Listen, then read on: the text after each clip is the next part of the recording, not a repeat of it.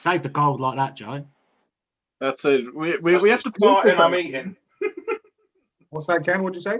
I put a Jaffa cake right in my gob as soon as you go live. That's it. Remember, there was a match where like the manager was throwing Jaffa cakes onto the pitch and feeding. It was an FA Cup match. What's that for the protein? Yeah, that's it. It was years ago. I was like a non-league team against the Premier League team, and they were fucking Jaffa cakes on the pitch. That's when you know you've made it, getting Jaffa cakes thrown at you. That's when you know you've really made it, mate. Yeah, unless one day, Kev. Unless you're ginger. And then one day, Kenny, one day. Like, unless you're ginger, Kev, eh? And then it's just fucking insulting, isn't it? Someone chucking Jaffa cakes at you, like, what? Come on. I remember the first time someone called me a ginger cunt on the football pitch. I was like, mate, fucking ginger, you having a laugh? Wait, I said I was sorry, man. Fucking hell. Yeah, it's a bit fucking rich coming from you, though, Kenny, calling someone ginger. Yeah, fucking Scottish prick. Why? Oh, sorry, it's black hair. Sorry, it's a black hat. Yeah, exactly. What the fuck are you about? So, Joey, you did ask me before we went live. Predictions. What do we reckon? He's made a couple of decent subs. I mean, Aspilicueta for James. I'm quite happy with that because I think James is stronger, faster. I think he's probably not as smart what he's defending wise, but I think he's a better player than Aspilicueta at this stage. Havertz has come in. So Kovacic, Mount, Havertz in the middle, Pulisic, Abraham, Pulisic, Hudson-Odoi, and Abraham up front. I mean, I do honestly think he needs to change our system in the slight way that I feel like most of the strikers we've got, with the exception of Olivier Giroud, play better with another striker. I mean, everyone that has played in those positions plays better with a second striker or a false nine or someone like that. I feel like he's not hanging him out to dry because we've got really good wide men, but I do feel like we could be so much better with a link-up man, just in and around him. Do you know what I mean? With that little Thiago or that, just a player like that to play off of those strikers to keep feeding them those little balls. But I don't know. I don't actually think. I don't think we'll win the game. The way we're playing and the way we're creating and not creating, the chances that we miss. Like, perfect example, Timo Werner, when he went clean through 1-on-1 the other day. I mean, that's the sort of goal I've seen him score in his whole career easily. And he got that wrong. So it just seems like Leicester will probably be favourites, rightly so. But this is a sort of game that I would always say we won't win. So if we wouldn't win this sort of game, then we'll probably end up getting some kind of result, to be honest with you. Down the lineups, Wood. Leicester were a little bit like Man City at one point, weren't they? They were just kind of going quietly and they're just killing it every time they play. They're still about, aren't they? I think this is calling out for someone to step up. Callum Hudson-Odoi is getting a start today, so it's Mendy, Chilwell, Thiago, Rudiger, James, Havertz, Kovacic, Mount, Pulisic, Hudson-Odoi, Abraham. So there's players in there that clearly need to put in a performance in a Chelsea shirt. So do you still not think, Woody, he's got too many I mean, I'm not saying he's just going to suddenly start slimming it, but he's got a bloody lot of options there, hasn't he? That's why I think if he changed his formation, put two up top, and maybe went to a 3-5-2, but maybe played Reece James as like a wing back in a 3-5-2, and Chilwell as that's very similar. So have three really strong centre backs, but have your wide men that are kind of creeping into midfield all the time. Yeah. I just think that would suit. Having another link-up man up front, you've still got three in the middle. You can play the wide game if you want. I don't know. But then, you got your Pulisic's and your Hudson. Where do they fit in if you're going to do that, if you're going to play that system? I do think he should try it in other games. I don't think he should just stick to one formation, one system and solidly play that and never change it. Mm. Yeah, it should have a fluid change, really. Like, it should be depending on the opposition rather than going like that's your full-on tactic. To be fair, some managers have their tactic and it works. But I think with Frank Lampard, he's too new to the job. Like, I know he's managed with Derby County, but it's a huge stepping stone from Derby to Chelsea, don't you think, at the moment? Like, definitely. I mean, Derby's a really good. They're giving managers a chance. They just give Rooney a chance to be. I think they're doing great things like that, giving that opportunity to young footballers that want to become managers. Mm. Can't argue with that, but it is a big step up. I mean, you did say earlier, Joey, that there's you've been hearing that if you don't do well tonight, then there's a possible sack. I can't see that personally. because I just think if they pull the trigger now, who are you realistically going to get without paying a bumper to Lampard and a bumper for someone to come in? I don't see where that person is right now. I think logically, if he doesn't do well at the end of the season, they'll have that chat and probably give him the boot. I think to save his job, I think top 4.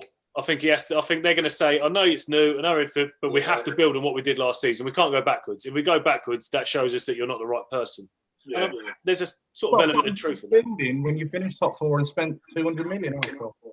Well, this is it as well. So you've had a sort of depleted squad and not been able to sign players. Then you've signed the players you want, and then it's like he's not got players as well. Let's be honest, he's been back. I know it goes from 2 seasons, like he's got 2 seasons worth of money as such, but he's not gone and got bargains. He's got some bargains there. He's got he's been back with some big players, hasn't he? Do you know what I mean? It's definitely. I mean, they need time to adjust as well. Like he's saying about Havertz. Havertz coming in, played really well the first couple of games. I remember thinking he looked silky. But, reading some interviews on Hasselhoff, where his name is Southampton manager, he said when he was at Leipzig with him, like Timo, they played around him. They played to his strengths. It was like, what are your strengths? How do we feed you? How do we, that's how they play. And Chelsea, that's not really the case. It's more like you need to show what you've got, because you're amongst a load more superstars, rather than us going, how do we make you score goals? How do we fit to make you score? And you've bought... You know what it is as well? If you watch the German football, every fucking team in Germany attack, man. They just love to attack. So normally you're having a higher line, which suits Werner's strengths, doesn't it? Yeah. He can get behind them on a lot of occasions. That's why he scored a lot of goals.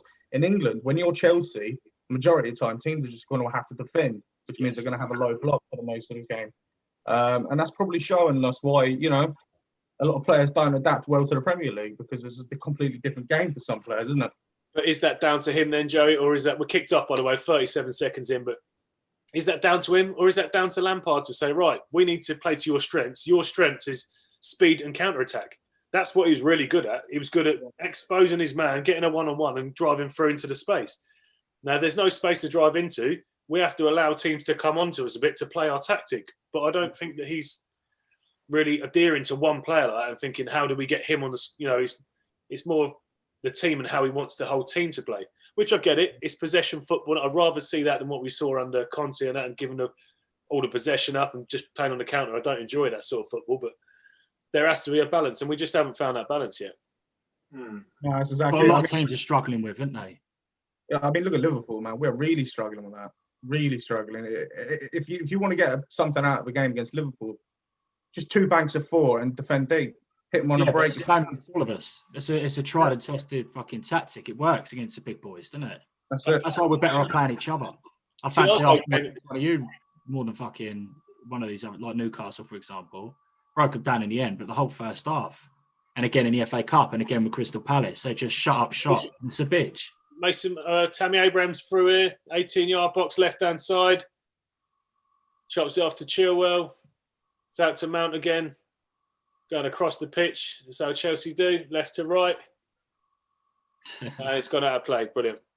But Woody, how much of the transfers was just basically Chelsea going, we're open for business, we're ready to start signing people again, and then just being like, look, we can sign the big players again, There's definitely an element of that, but I wonder if, Pulisic, I thought, fantastic buy. Timo Werner, fantastic. But the only one I wasn't as aware of was Keir Havertz. But I mean, he looks like a really good player. What would you pay for him? Was it like nearly 70 odd million or something? I think it was 68 million or something. It was just 40. That was the one that took quite a while, weren't it? That was sort of the last, before your goalkeeper. That was your last one that was taking its time, wasn't it? That deal. And you look at him. I know, we are very critical of them, but they are still really young. Mm. For someone that probably speaks limited English or maybe spoke limited, to come to this country having, as a young 20-year-old, 21-year-old. Yeah, but Woody, in the words of Tino, is he on over 100 grand a week? Yeah. Yeah, well, he's got to get in the ground running then. Fuck it. He's on 100 grand a week. He should be doing it. He needs to do the best. We're going to get it so no one else can get him as well, because Liverpool we used to do that, didn't we, Joey? Yeah. You do that.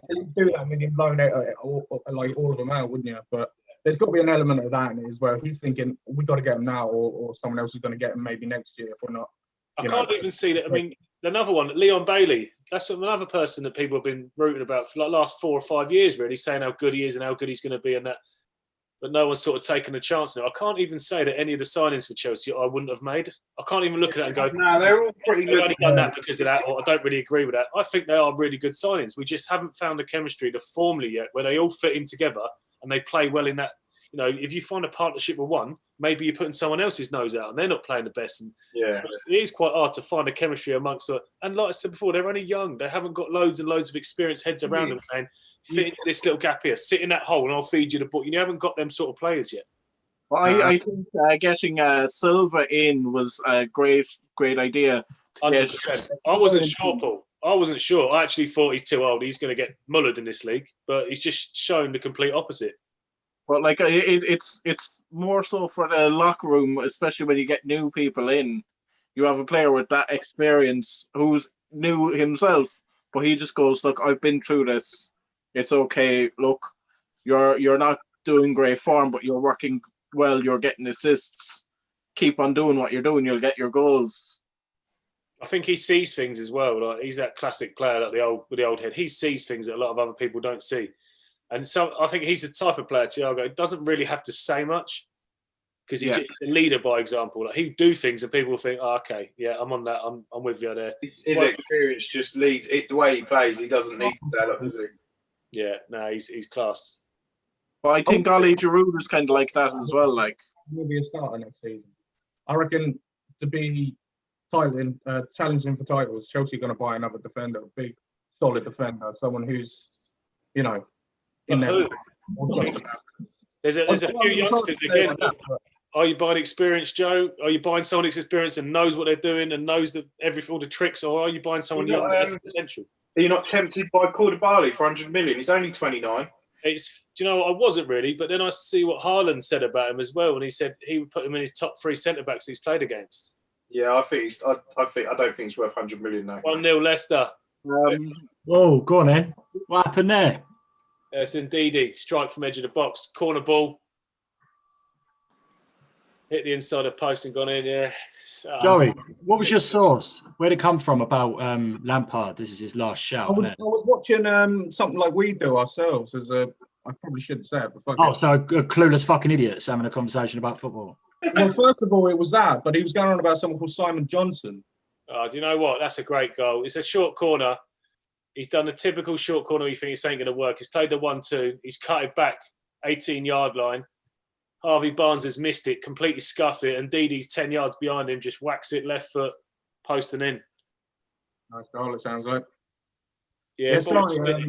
Left He was foot. going on about someone called Simon Johnson saying that Frank Lampard is as good as sacked, essentially saying that it's a matter of when and not if.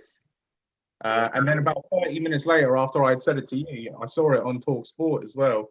So that's my only source. If he was a new manager, like if he wasn't affiliated with a club or anything like that, if he was a foreign manager, come out and not necessarily a new manager, that's the wrong word, foreign manager.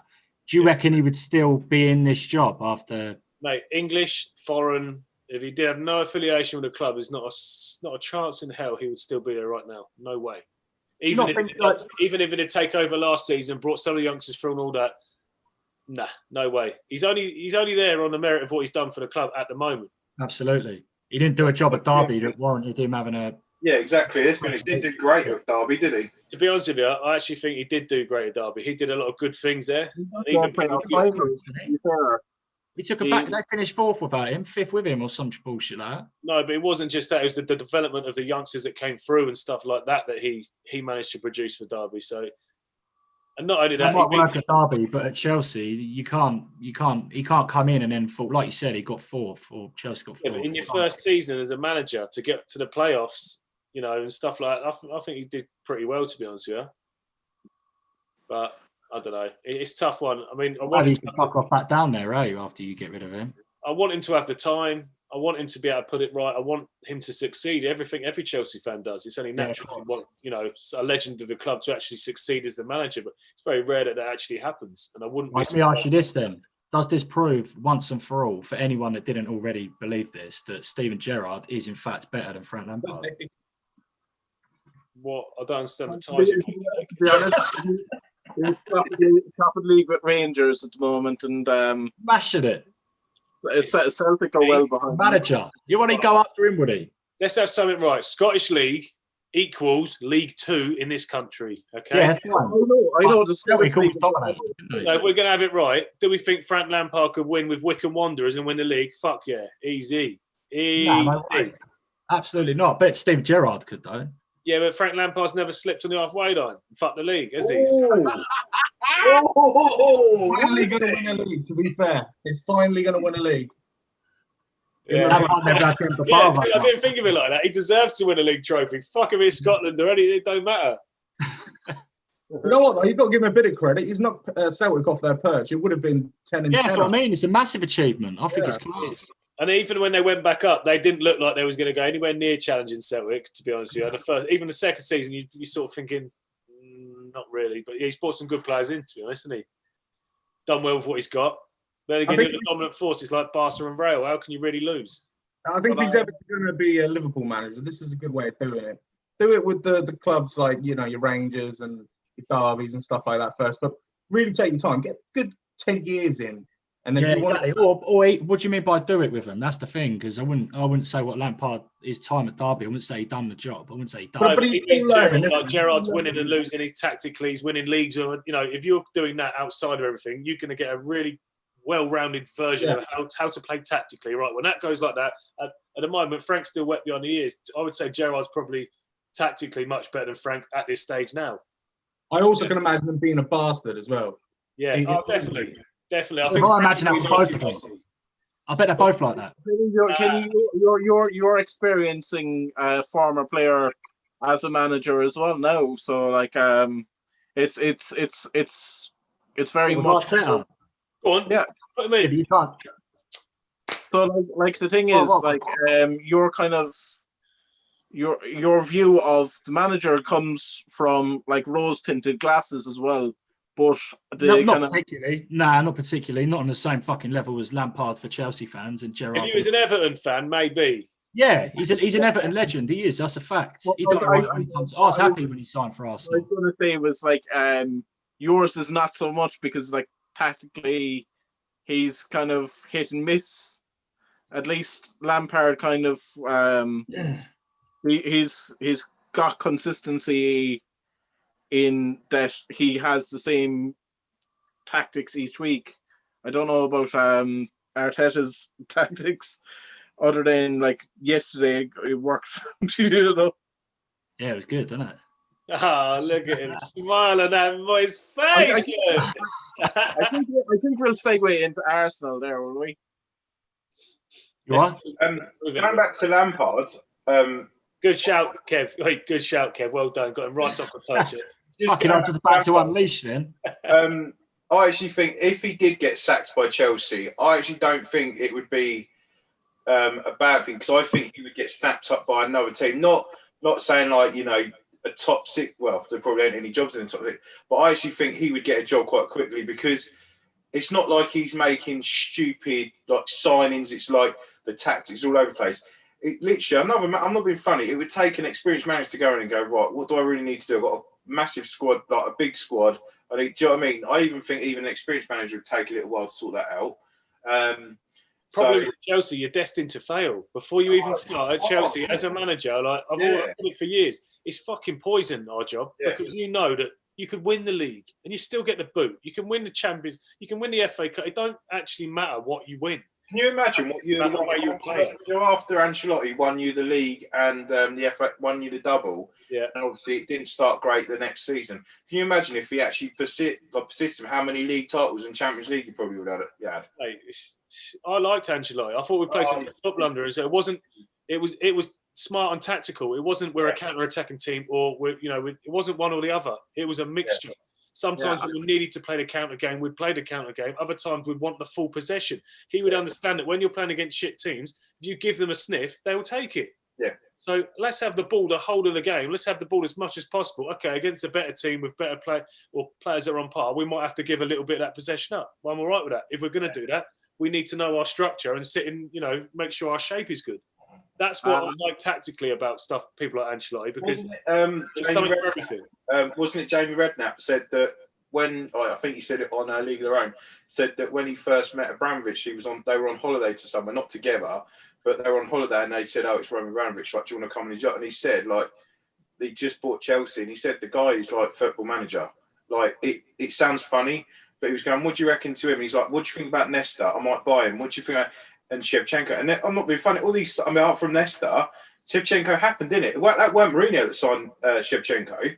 No, if it was me, I'd have said, "Do us a favour, Jamie. You and the kids fuck off. Well, let's have Louise on the boat for a bit." Yeah. You know what I mean? Like, and not being funny. I mean, yes, the only difference is you win titles and stuff. I mean, I know you haven't won the title for a couple of years, but you do change the managers. And the thing is, he's still working, isn't it? I mean, I know it isn't at the minute, but he can still work. But I think every real football fan wants stability. They want a manager that they know they can trust. They know he's going to try and play good football. You know, they're building something. They bring youngsters in. The ideal manager is someone that is tactically good, wins games, understands the importance of derbies, and wants the young players to come through into that team. That's the ideal manager. But Pep Guardiola. Huh? Pep Guardiola. Pep Guardiola. I don't see where it is though. To be honest with you, it seems like everyone's either one or the other now. It's like no one's is fully round. No one has a balance of like he's a bit. Let's say if he did get sacked and you have like there's 3 managers that I see potential for Chelsea is kind of Allegri. You'll have the same situation. Leicester just hit the bar. Maddison, edge of the box, left foot strike. 15 minutes gone. Leicester just coming on top a little bit now. They go top if they win tonight, didn't they? Yeah, we're getting wasteful with the ball. There's a couple of really silly things we've done, giving the ball away. Mendy was another one a minute ago. They just had another chance. He called for the ball. Chilwell left it. The striker's come running towards him. So Chilwell's within like 5 yards of him. So he's just got his foot around it and booted it because Mendy didn't deal with it, even though he called for it. There's a little bit of uncertainty in our play and like just giving it away needlessly. Woody, I have a question there from YouTube from Dean Chase. Is it? I think it might be easier for him to ask the question directly. You know. Is he being? So what does the scoreline so far? Well, the scoreline is currently 1-0, Dean, as you well know, you little prick. But yeah, right, to get on about the yes, they're good for it. They're 1-0 up. They deserve it. Want to talk about the Liverpool Manchester United game, Joey? Surely. Not really, mate. It was a bit shit, wasn't it? Yeah, but you must be pissed off, man. You got to have some shit to say. Kev looks happy with the two of you as soon as I bring it up. It's just shit, mate.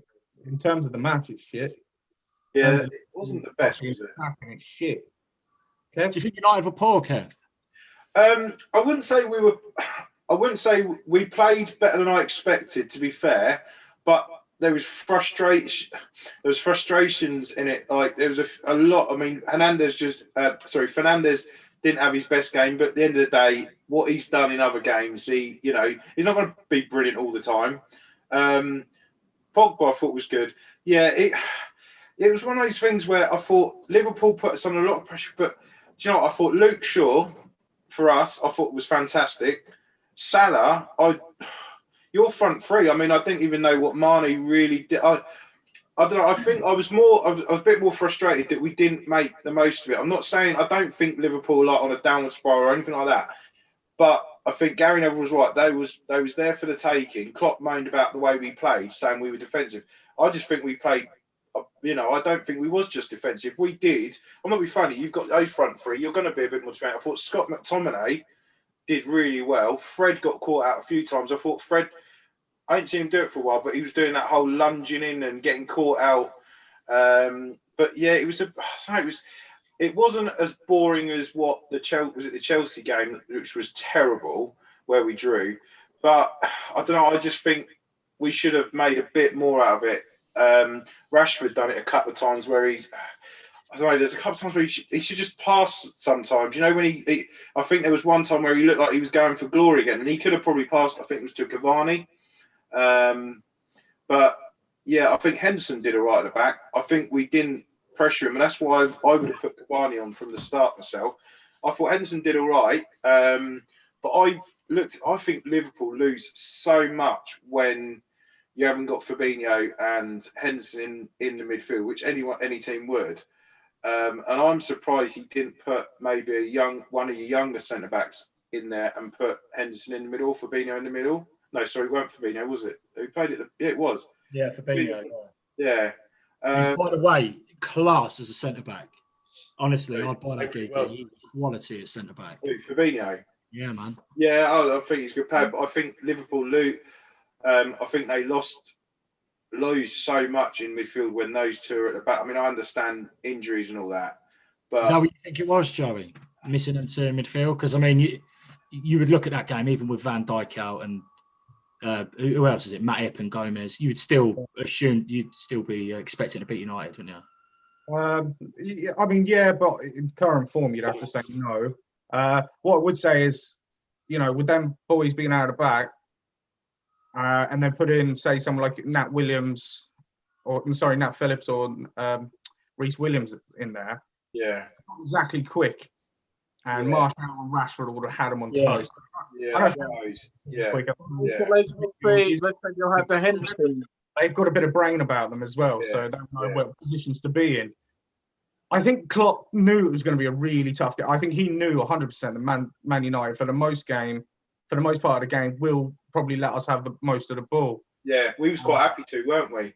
I think he knew at any point the ball in behind is going to be the way United are going to score most likely. So he wanted someone, I don't know, a bit more stability at the back. I think he knew what a loss would have been. To Liverpool. Sorry, Joe, we're putting a little bit of pressure on here. We just had a corner from a shot from Reece James. Corner's come in. Lovely near post flick. I can't stand it when keepers do this. Kasper Schmeichel is basically on his line. The ball has come at chest height or just below, and he's punched it away with two hands instead of just catching the ball. I hate that. The lovely flick, Thiago Silva, and the ball's right there just to be able to just catch it. And instead of catching it, he's just double punched it away. Got a little clearance on it, but we're putting a little bit of pressure on last 5 minutes. Another corner ball to Chelsea. Yeah, sorry. So I think he knew that we can't lose. If we're not going to win, just don't lose. I mean, I kind of hate that attitude personally, but it was a sort of thing that we weren't going to win. We just weren't going to win. Surprised, Joey, like how 5 hours and we wouldn't have scored in that match. Was you not surprised a bit? Like, I mean, I was surprised how, I don't know, it just seemed a lot of your players were off of it. Like, I mean, Trent didn't really put his stamp on the game. I know, obviously, Shaw did. I mean, I think Shaw did really well. I said it a little while ago. Shaw did well, but I just thought Trent looked, I don't know, it's like it just wasn't his usual self. Obviously, Robinson was all right, but he sort of, I don't know, it just found like there was your front three. I mean, I didn't realise your front three hasn't scored in the last 3 games, haven't they? Oh, yeah, we haven't scored in the last 3 games. So that's a disaster. We're terrible up front at the moment. I mean, I know everyone's given Luke Shaw, a bit of credit for a good game he had, but you're playing against a Salah who's completely out of form. Yeah, he's just playing against a Trent who's completely out of form. I mean, he was bound to have a good game. Yeah. If he didn't, I'd be surprised. But no, look, fair play. He did what he had to do. The front three, mate, is an absolute waste of space at the moment. They're fucking shit. It is doing my nut in. I'm watching the same match over and over and over, and it's just boring me. I think I was complaining about top class teams shouldn't be playing defensive football. Shut up. Doesn't matter if you're top class or bottom class. You've got to find a way to win a match. Yeah, exactly. Only that, when you've got a team like you've got, Joey, how do you expect people not to think defensively when you've got such a defensive team with world class players like that? You'd be an idiot not to be thinking like that. Yeah, well, look, I get that. I do understand what he's trying to say. He's doing a Mourinho, isn't he? He's trying to say them things so people open up against him, and it makes it easier for him. Yeah, it's just bullshit though. You've got to find a way to win. It's as simple as that. If you're top of the league last year, obviously we won it. You've done that. You found a way to win. Right now, we're not finding a way to win, and he's just got to stop blaming other teams and put a bit of pressure on his own lads, because Firmino wasn't firing. Salah's completely out of form. Firmino offered nothing the other day. Firmino, that was the worst performance I've seen from Firmino. So bad. Absolutely horrendous. Yeah. And he's done that 3 or 4 times this year, but this is the worst one. And I just found a little bit of form again as well. Yeah, he had in some ways, but I always feel like we get one good game in the last, like in every 10 maybe. Yeah, exactly. Firmino ain't done it properly in a long fucking while. We've spoken about it. You know what? If you guys see this Chelsea game back later on the highlights or anything, you're going to see exactly the problem we've got. 4 or 5 times in this game I've seen 40 yards away from goal, 35 yards, and the players more than once has made a lovely run into the box centrally, and no one is trying to find that ball. People are dropping off. There was 2 players a minute ago made a run, both behind the defensive line. Great run, and it opened up nicely, but no one's got the confidence to play those little Fabregas passes. No one's trying to. If we'd have played them, we'd be 3-0, 3-1 up by now. But everyone, safe thing to keep going backwards or going wide. The space opens up. People are making runs, and because they're not being found, then they stop making that run. What's the point in keep making that run if no one's going to find me? It's just frustrating to watch. Yeah, it is. Joey, get yourself a Thomas Partey, Wood. That's what we done, mate, and it all fucking tanked. We really do need that person in midfield that just all he wants to do is just find a striker. Just go forward. About myself. Yeah, I just want to slip balls through all day long. That's my job. That's what I want to do. I'll just wait until we talk about Man City to do that one, okay? But Joey, I think if Liverpool put on one young defender and had either Fabinho or Henderson play a pivot as a defensive mid, I think that would be tactically a bit more kind of you're getting the best out of the defender, but also you're getting the passes from the midfield from either one of them. And they could interchange the position as well. Yeah, no, in some ways I agree with you, Paul, because having Henderson out of the centre midfield, I think we lose a lot. Because he really does recycle the ball so well. I've said it so many times. But when we're in the attack and it breaks down, he keeps that attack going by winning the ball back straight away. But then there's the other part of me that's thinking, if you throw a Nat Phillips in there and a Reece Williams, which are the only other 2 options really. Actually, I think one of them isn't even registered. I'm not 100% sure. You're putting them in a huge game. I think only one of them. Between the 2 of them, I think they've only ever played 2 Premier League games, maybe 3. Klopp would probably take that risk, would he? Yeah, it's a big risk, and if it doesn't pay off, he looks a fucking idiot for putting an unexperienced player in there. I mean, Nat Phillips is 23, but in terms of Premier League experience, it's very, very, very little. So I think there was always that risk, and again, I think he knew how much it meant not to lose. Yeah. Is any part of people like Henderson as well? The value of him. I look at Henderson, I look at Jorginho. Right, Jorginho probably has more touch on the ball, more passes, but when Henderson wins the ball, he quite often puts you on the front foot straight away. And I don't mean that by he runs through 5 or 6 players. I mean, he finds a really good pass up the line that will set someone free, and all of a sudden your whole team's pushing forward. A Jorginho will win the ball back, and he'll go to his centre back. He'll go to the left, or he'll go to and it doesn't really relieve the pressure because you're still camped in that same space. Yeah. So having someone Henderson's distribution is space, isn't it? Yeah, I mean, he does get it back up, like you say. If there is an attack and it comes back, he'll break it up. He does get it back when he sees there's attack on. He does get it back quickly. Often looks for that forward pass. Yeah, it leaves the space and pressure for everyone just to squeeze. Yeah, but he's on the driver's seat as well. When he's controlling the passing, he can just dictate the game as a captain. It really helps to have someone like that in the midfield. Yeah. No, definitely. And as well, I know it's an old saying, but we are literally like a clock. You take one of the cogs out, it just doesn't work. Yeah. And we've had too many of that this season, and it's just quite clear it isn't working. And I'm also going to throw in Desire. I think because it's been 30 years since we didn't win the league, and then we finally got over it after the disappointment when we went so close against Man City, and then to do it again the next year. I think there was just it was just natural that we were going to fall off. Once you're at the top, there's only one way to go. You're only going down. I don't know if it's going to be by a lot or a little bit. It looks at the moment like it could be in between that. I don't know. It's just, a little lack of desire as well. And some players might have just run their course at the club. It's as simple as that. And it looks like to me Firmino has. And I would say Salah, but at the moment he's still top goal scorer, so you can't argue too much against it. But how old is Firmino, Joe? I think he's 29. I think he's 29, maybe 30. It's not that when I say running course, it's not just about age. Maybe he's just feeling, I've given this club as much as I can give. I fancy something different. And I've won what I wanted to win, if you like. Maybe exactly. Imagine going into a game against Liverpool, right? One of the best teams in Europe, right? Undoubtedly. And as a centre back, like the fullbacks at a club playing against Liverpool would have more fear going into a game than the centre backs would, because Firmino is one of the least scary strikers in the Premier League for me. Yeah. I'd rather defend against him all game than fucking Newcastle strikers. Do you know what I mean? Or because Andy Carroll, you go in there thinking, fucking hell, he could do one over it. Like, I'm going to look like a twat. Firmino, I don't think he tries to turn you, go past you, open you up at all. He's just there like a springboard, isn't he? And that's it. How long makes it easy? Another outlet through the middle. Joey, how many seasons is it you've had them front three now, like playing like that? I think it's four seasons. This was the fourth season of them all together. I mean, it's been a shame that obviously a shame for you that obviously what's his name who got injured, Jota.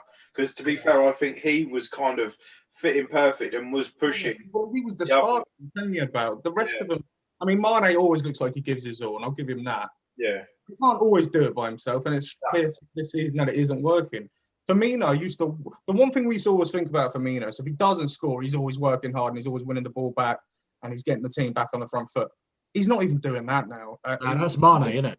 Exactly. And most of the time he gives the ball back. So it was good to have Jota in. We had a bit of spark. He looked hungry. Yeah. He looked like he always wanted to, get on the ball and always wanted to get in behind or try and score as best he could. And he was doing that really well. So in fairness, he's just carried that form on from Wolves. He was exactly the same at Wolves. He's come in, he's played exactly the same way at Liverpool and given everything. And like you said, he looks hungry. Every game, it's like he wants every ball. Well, look, this is it, isn't it? I mean, we've had them lot for 4 years, and then all of a sudden we get Jota from, no disrespect to Wolves, a smaller club.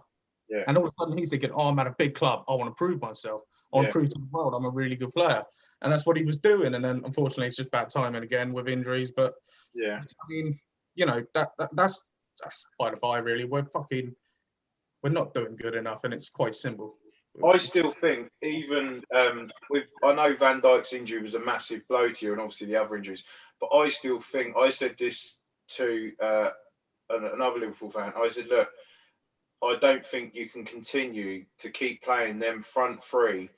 It doesn't matter. Like, it doesn't matter who you've got behind you. There's only so long they can do it. You see all the big teams. They change the players. You always have you swap it around. I mean, look at Messi, Suarez, and Neymar. They did it, but obviously Neymar went, and Suarez is not even there now. Do you know what I mean?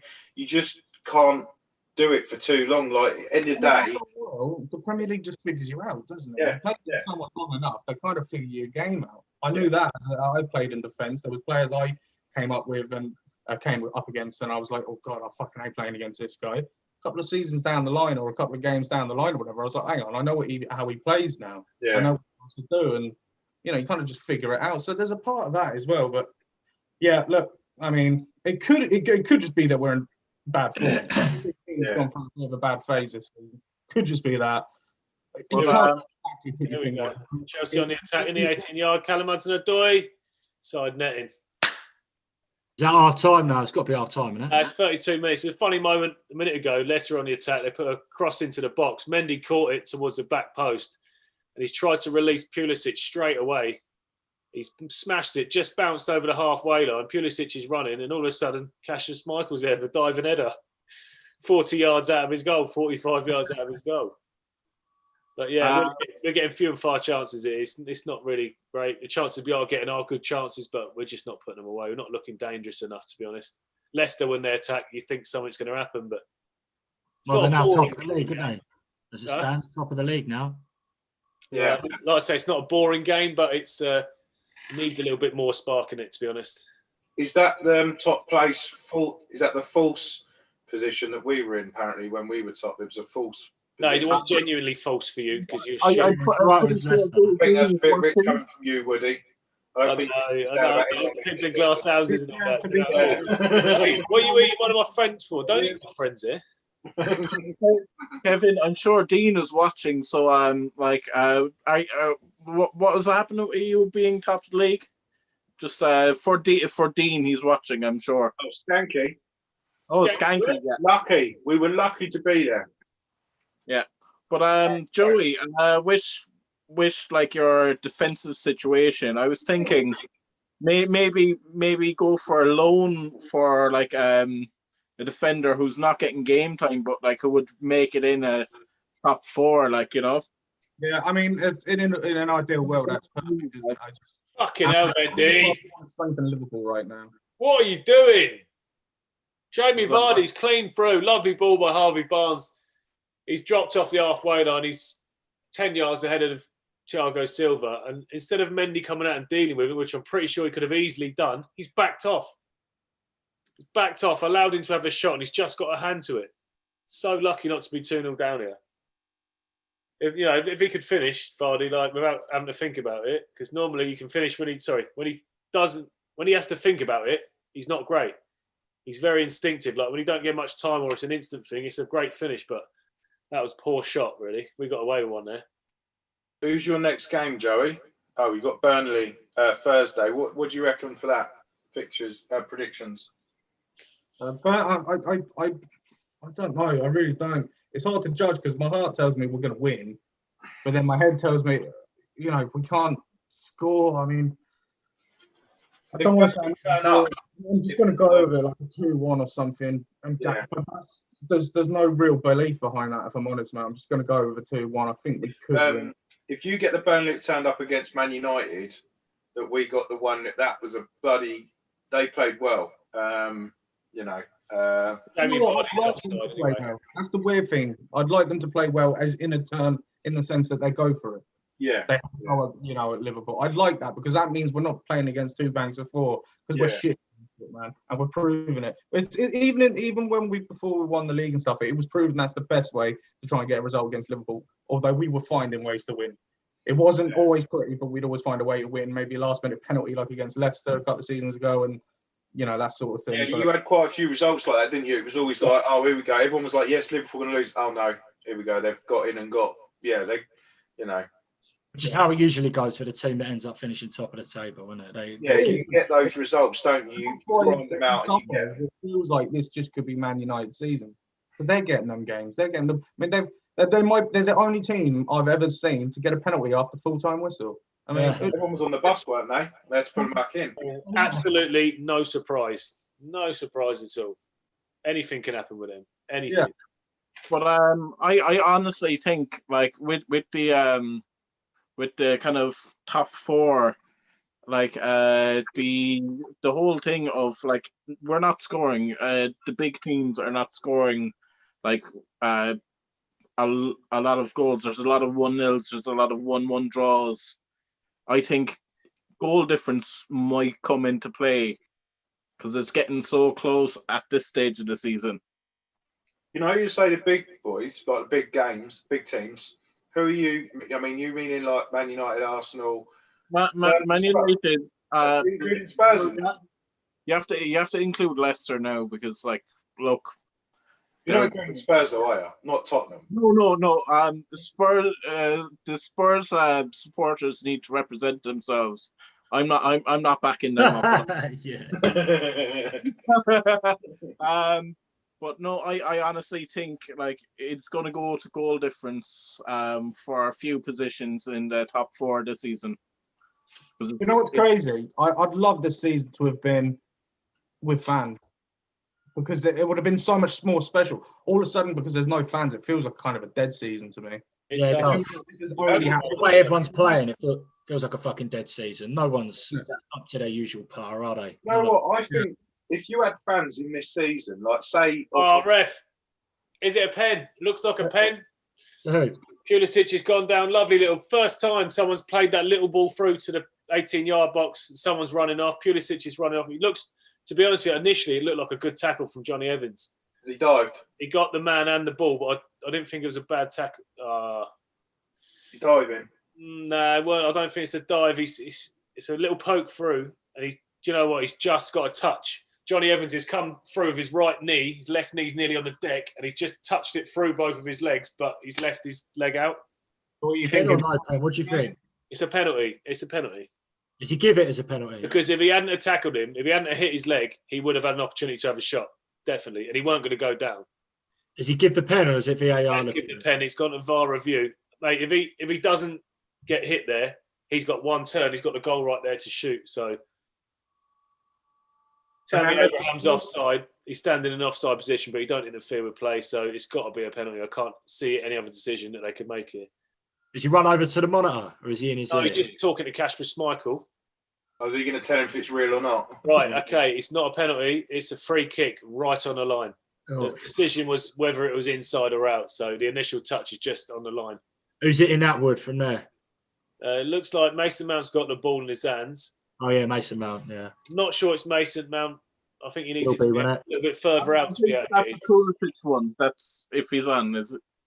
I've seen him score some good ones for Derby from this sort of range. So, I mean, you got Harvards, Abrahams, and Mount standing over the ball. So maybe he could have a left foot. And yeah, maybe he could take a little left foot.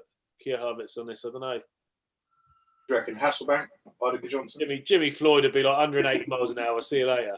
Get your hand on that. How you'd love a Hasselbank right now. Good Johnson had that finesse little Zola, the king of free. Yeah. Come on. Graham Lassove, even he could have a banger on him. Gus Poyet could hit one, couldn't he, in his day? Who? Gus Poyet. Gus, don't. Gus was quality. Right, Kev, who you got next? We've got Fulham tomorrow. So I'm quite confident with that. I don't. Scott Parker's sorting them out. I'd say this ain't the best time to play for them. Yeah, I think we'd be right against them. And apparently, he's not going to make many changes, which is a bit surprised. 3 yards over the bar, Mason Mount. Poor free kick. Overall, Kev, I mean, instead of thinking that all right, Liverpool are out of form, they've got all these injuries to the back line and stuff like that. Are we saying then that Liverpool actually were lucky to get a 0-0 draw against you, with everything going on? Not lucky, that's the wrong word, but have they done the job? No, because I think there was a couple of times where I think if Liverpool were if their front three were a little bit better, not saying on top form, because they're on top form, obviously it would have been a completely different game. But there was a couple Harry Maguire made a couple of mistakes. Lindelof was actually all right. I mean, I wanted Eric Bailly playing because I just think he had just that bit more. But Lindelof played all right. But Harry Maguire made a couple of misplaced passes, that wasn't punished enough. 2-0 Leicester, James Maddison. Shocking. Absolutely shocking. Another goal. Another goal is 2-0, 40 minutes on the clock. He's going to get sacked. James Maddison, it's a tidy finish, to be honest. It's just a simple. Can't think who it was in midfield that played the ball. He's in good form too, Maddison, isn't he? It's a crap goal to concede, though. So it's a Kasper Schmeichel goal kick. It's 3 players that have gone up for the ball. It's bouncing towards the middle of the park. He's tried to knock it past Mason Mount, sit his hand or whatever. He's just kicked the ball over to Vardy. Vardy's missed it because Rudiger's pushed him in the back instead of actually trying to defend the ball and not the player. He's completely gone for the player, missed the whole thing. It's bounced behind him and Maddison's there. It's crap defending. I'm sorry, but that's why he's not been in the team. Why is he in the team? Where's Zuma? I don't know. Get Tamori in there. I don't understand why he's got to AC Milan. That's been confirmed today, isn't it? I think. That pissed me off as well. I know he's getting him back. He's not. I don't think he's given him an option to buy or anything like that. But if a team like that are coming in for him, why are you not playing him? Yeah, and look at it. To be honest, AC Milan are flying at their top of the league, and they're getting a solid defender there with pace. He's got loads of desire, loads of aggression. He can play a good passing game if you wanted to. He's getting a quality defender. I bet he plays him as well. Yeah. They just signed Mandzukic, didn't they, as well? AC Milan. They got what do you call it? Ibrahimovic and Mandzukic. There's an example of, as a centre-back, I'll be shitting my pants. I won't be able to sleep the night before that game. Firmino, I'll sleep myself out. That's not good. We don't actually deserve to be 2-0 down here, but shitty defending and just... I don't know where we're turning it. Where do we turn a corner from here? We're 2-0 down. We don't deserve to be 2-0 down. We can't finish to save our lives. Can you see any way back into this game? I can't imagine you scoring 3 goals in the second half. What do you think? You know what? If we can get an early goal, I can see a way back into it. If it makes a change, maybe... it's not even that Tammy's doing bad. It's not even that we're playing really bad. It's decision-making in that final third, with that last pass, we could have had a couple of really good opportunities. There's desire out there, people putting challenges in. We're trying to knock the ball about. It's not always coming off, but that decision making in the final third at the moment is shocking. That final pass, I can see the frustration on players like Pulisic and Tammy when they're making 30-yard runs. I mean, Callum Hudson-Odoi won the ball back in our half about 10 minutes ago, and he played a pass, released it on the line, and he made it like a 60-yard run. And where he'd made the run, he'd opened up 15 yards either side of him. It was perfect. All he had to do was see that his run, clip the ball into him, and he was into a one-on-one with a goalkeeper. But they're just, for whatever reason, even though it looks like they're seeing it, but they're just deciding to play it safe because they don't want to mess out. They don't want to lose possession, or I don't know. It's frustrating. I feel like we get up. Do you know what I found, Woody? Right, and obviously this is based on one thing, like one game last night. But fuck me, it really stood out. Was that if you've got one player in the midfield that will come in and do that, will just turn the ball, try and find some space, and play a positive ball every single time.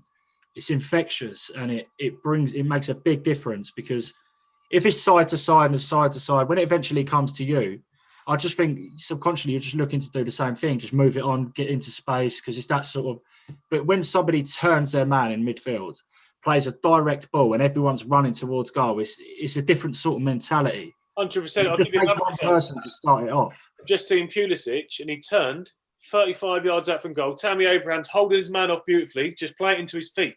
And instead of playing it into his feet and allowing him to try and turn or feed it wide, whatever he's going to do, he's filmed the ball out 40 yards to Chilwell on the left-hand side. It's like, you're not going to score. Strikers are not going to score if you don't at least give them the ball. Tammy's one of them players that he doesn't look like he's ever got the ball fully under control, but he'll go past you. Do you know what I mean? It bounced off his knee and his foot and everything else, but he's quite lucky like that. He's that sort of player that he can turn you. And once he's got past you, he's our person to catch up with. Woody, you were saying, was that Xhaka you was talking about there? Yeah, I'll tell you what.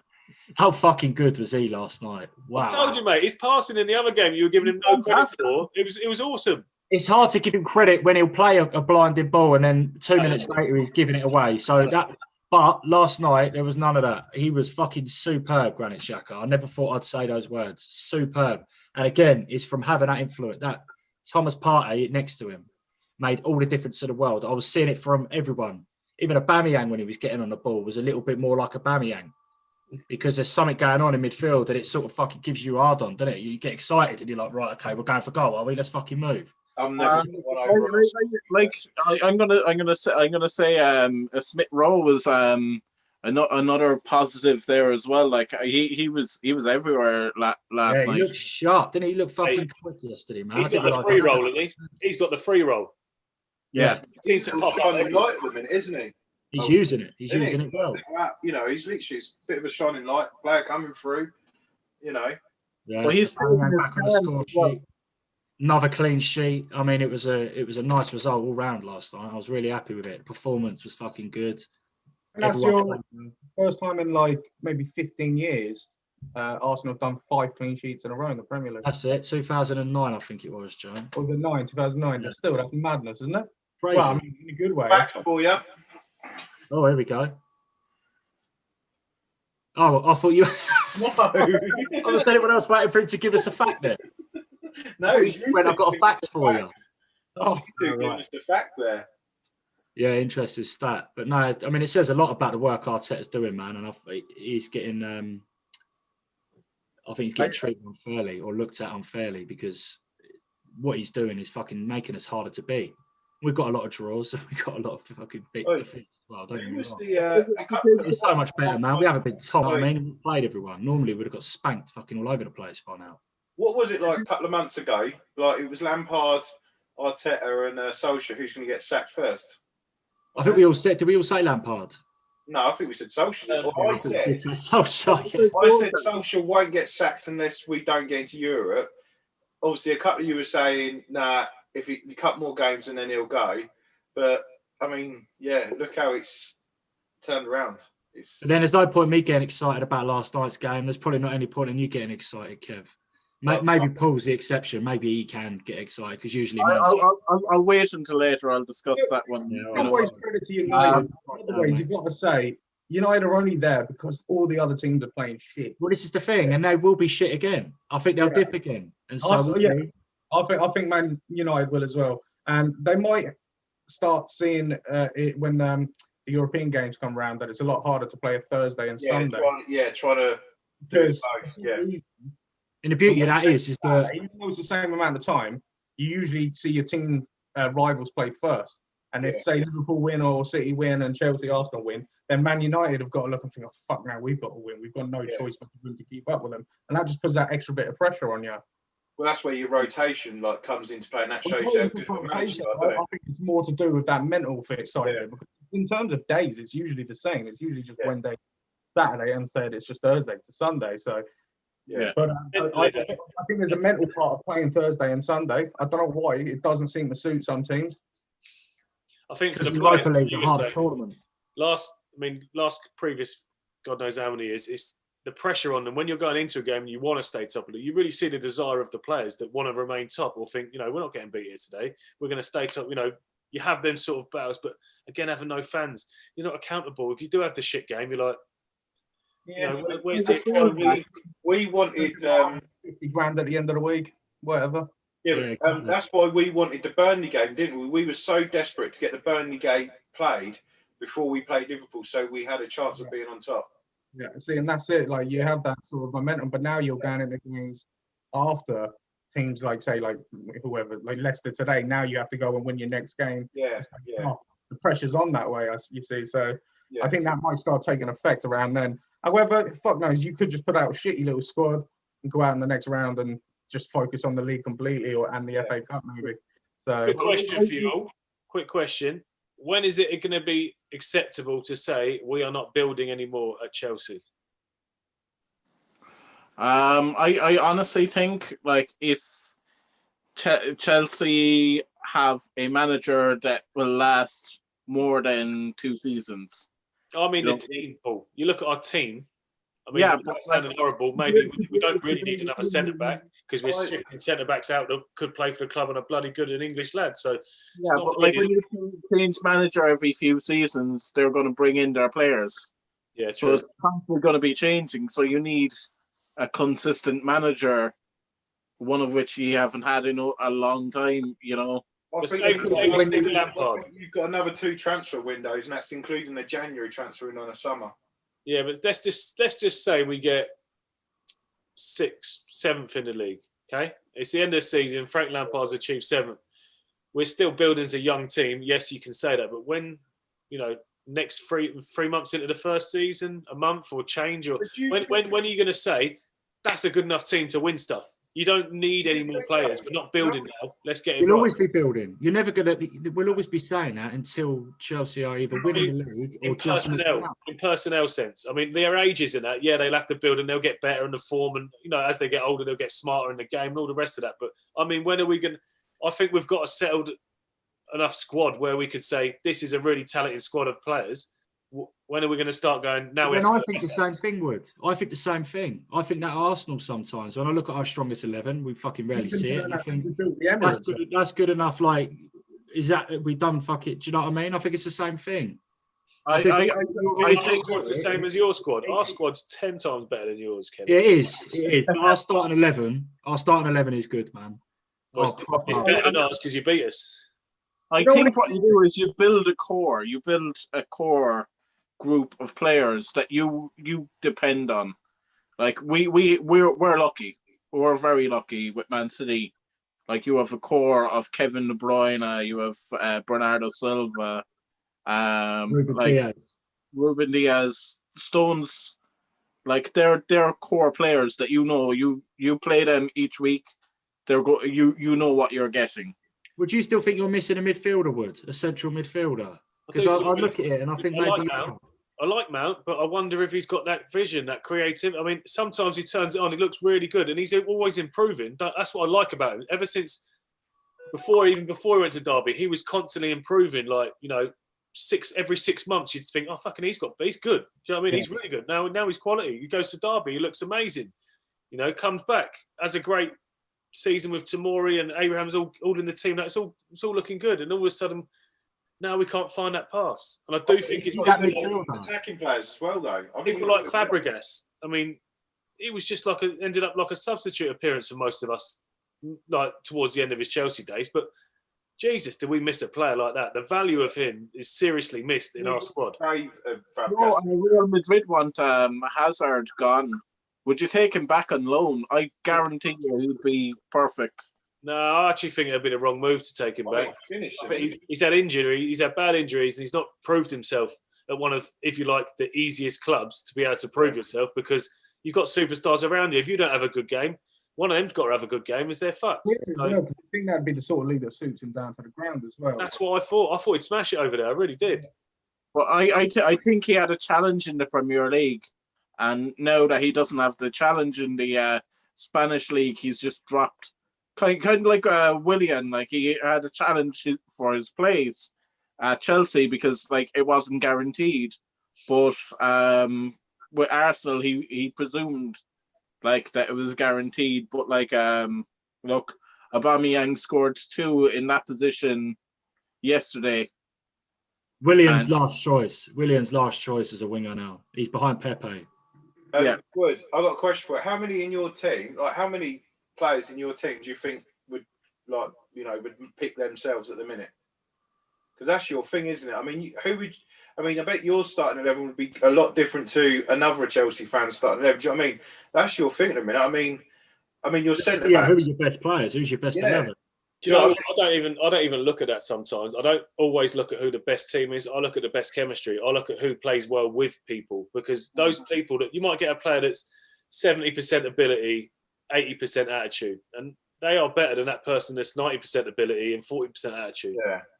You know, and I look at a lot of the key partnerships that we had. I mean, when we was really successful, we had a lot of English at the core. We had a lot of English lads in them key positions that I think the rest of the lads bounced off as well. I mean, at one point we had Ashley Cole, Joe Cole,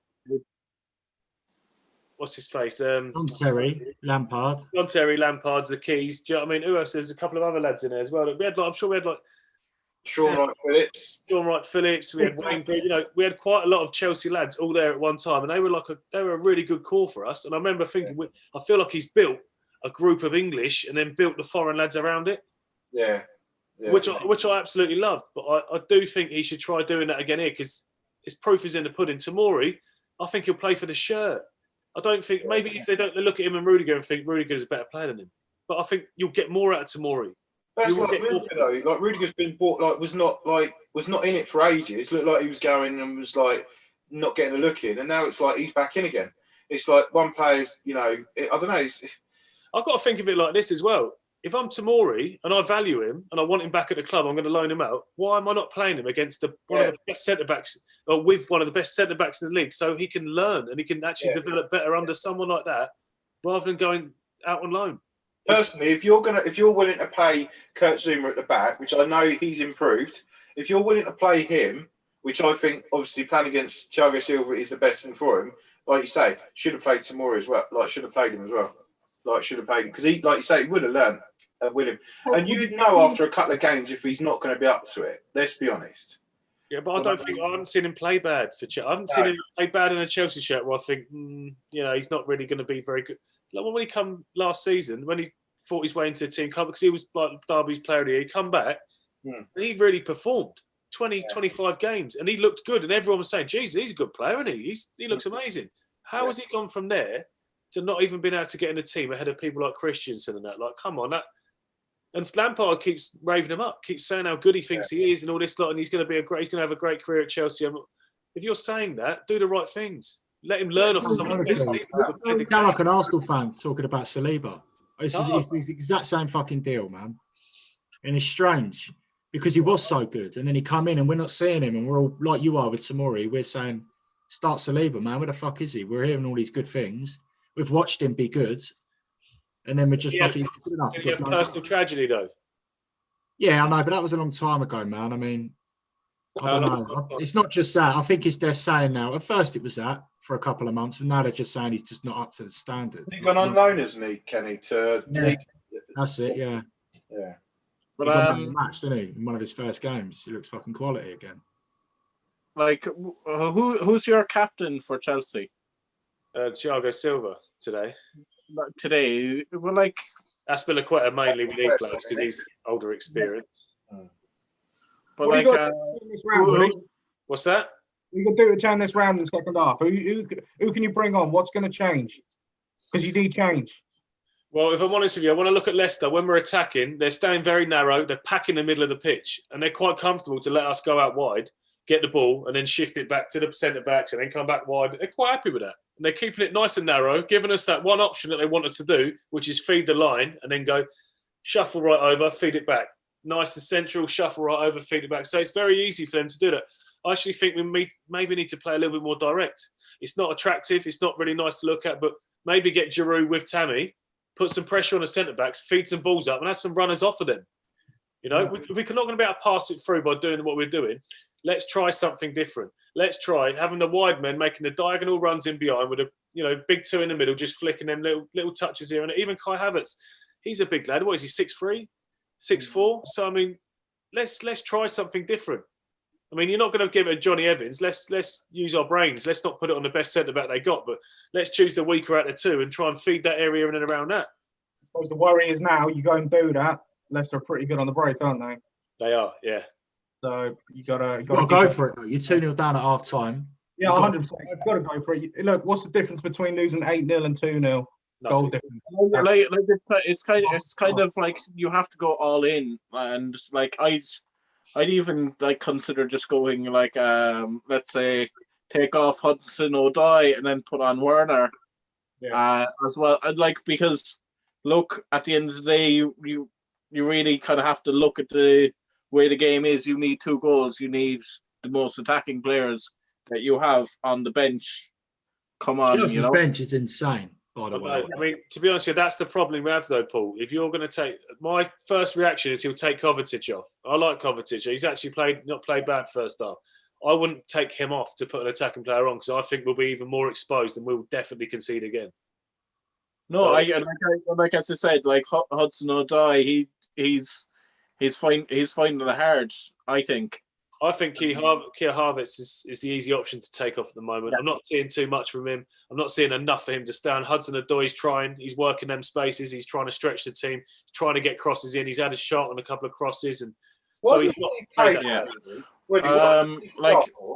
look, Mason Mount is playing strong, but like you play Pulisic a bit more central and maybe like see how that works, because you know what, I would like to see that because he will be direct and he'll run. Even though there's players in front of him, he will try and take those players on. And at the moment, we're not seeing that. Even when the ball goes wide, which is so frustrating to see, the ball goes wide, so you're in a one-on-one situation before the cover crumbs across, and they're not trying to take them on and get to the byline and beat them. They're just coming back and doing the easy thing, going back up the line, back up.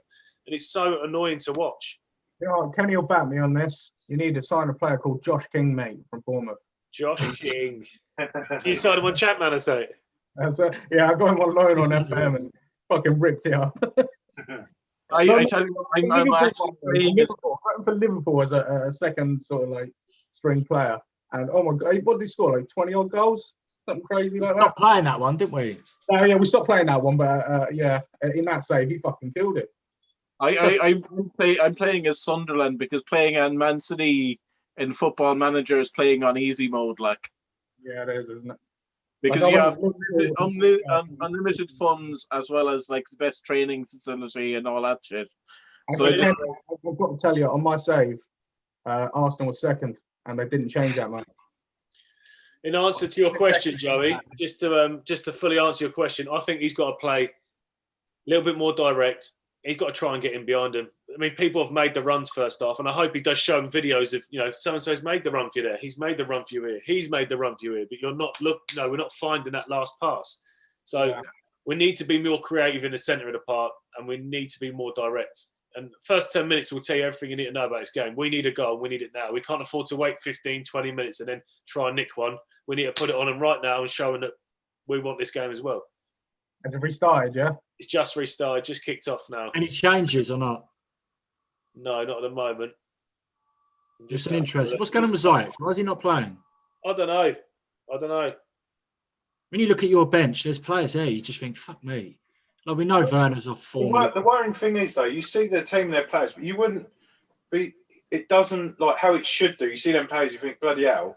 But the way they're playing, You don't get worried. You don't look worried. You don't look worried. But you think, yeah, well, we sort of know their game plan. We know what they're going to do. They're going to try and go wide. They're going to try and feed it to Ziyech. He's going to cross it in. Just stop the crosses from coming. It'll pack the middle of the pitch. So we've got 2 players to every one of theirs. Or has he tried much, Willie? Where, like, obviously, I'm not saying every game he's going to train. Saying has he tried to sort of? I know a couple of games ago he sort of went with like the older sort of picked like the players that you'd expect just to go in there and do a job. But has he tried much different? Do you think? Like, no, and that's what's slightly frustrating. I mean, I don't know what he's doing on a training pitch. I can only say what I see in the games, but it seems like it's a new way to manage. It's just a plan A and a development of plan A all the time. There's never okay, they're packing the middle of the pitch. They're trying to do this, that, and the other. Let's get some big men on their centre backs and let's win some balls. Yeah. Let's do something that they're not actually expecting us to do. Every time we're pumping that ball up, let's have runners in behind them and let's try and nick one here. If we get one, maybe we can start playing the way we want to play again and dictate a little bit. But at the moment, we don't even look like scoring. We get up to the right at the edge of the penalty box at the minute, and it just doesn't even. You're not confident we're going to nick a goal. It'd be interesting to see, like you said, the first 10 minutes, because you'd be fucking shocked if Lampard's in that change room going, lads, keep doing what you're doing. It will come. Like, he hasn't said that. No, so it'd be interesting if you could physically see the actual what he's implemented there, and whether it'd be nice to see the lads as well, to see who's trying to play for their spot, because they must know if it ain't going right after 10 minutes, he's going to make some changes. So, does Hudson-Odoi really want to be on this pitch? Do you know what I mean? Does Pulisic want to keep his place? Who wants to keep their place? Because someone's going to come off. There has to be a bit of urgency going on, like, you know, even just to... Go on, Paul, sorry. Well, like, when you're 2-0 down, like, you know, you have the urgency of going, like, look, we have 45 minutes, and that 45 minutes is nothing when you're playing. You know, there needs to be a bit of kind of like, look, we have to get a goal and then get another goal as soon as. It's hard the way we play as well, because it's almost so lackluster. It's slow ball all the time. Do you know what I mean? Like, a lot of players like Werner and Pulisic, and that, they're really quick-minded players. They need that ball. As soon as they look up, bang, they're expecting that ball to get played. I watch it, and they make 2 or 3 runs, and that same person, like, it might be Reece James, and he's looking for it across, and he doesn't cross it first time. They've already made the runs, and they come back around and make another run, and he checks back, and it's like, how many runs do you expect him to make before they're going to turn around and say, I'm not making them runs because you ain't even looking for me? Do you think you're missing? That's why Werner's on the bench. Dictate the passing, you know. I think the tempo is key, Paul. It's not necessarily the passing; it's the tempo in which we're like passing. Like, we can keep the ball. With some games that we look great, we keep the ball, but I'm not interested in keeping the ball if it's 0-0. I don't want to keep the ball for 70 minutes. You know what I mean? I want to actually try and penetrate their defence, but it's not convincing at the moment with Chelsea. Nothing is. That's why everything's so uncertain. And I desperately want them to find some chemistry and see some good passages of play. But they should be sweeping. You should be sweeping teams away with your attacking players, shouldn't you? We should, but it just seems like we can't find that last pass at the minute. You know, no one wants to do that bit of skill. No one's trying to isolate that player and just take them on one-on-one. It's just every time we get in an opportunity like that, it's safe. Possibility they've lost a bit of faith in Lampard as a manager. The players. I mean, he's what? Oh my God. See, again, it's shocking defending. Ball's gone out to the right-hand side. It's a first-time cross, I think, all Brighton. Justin James, or whatever. Is it James Justin, sorry? Back post. There's no one even marking him. The ball goes centre, goes out wide, gets a little touch back from the 18-yard line. Ball comes in first time. He's at the back post. Reece James is not even aware he's there. He's got a free header. He should score there. Just like hit the outside of the post and missed. But he should score all day long. It's a free header from 6 yards out. It's gonna be a bad result, mate.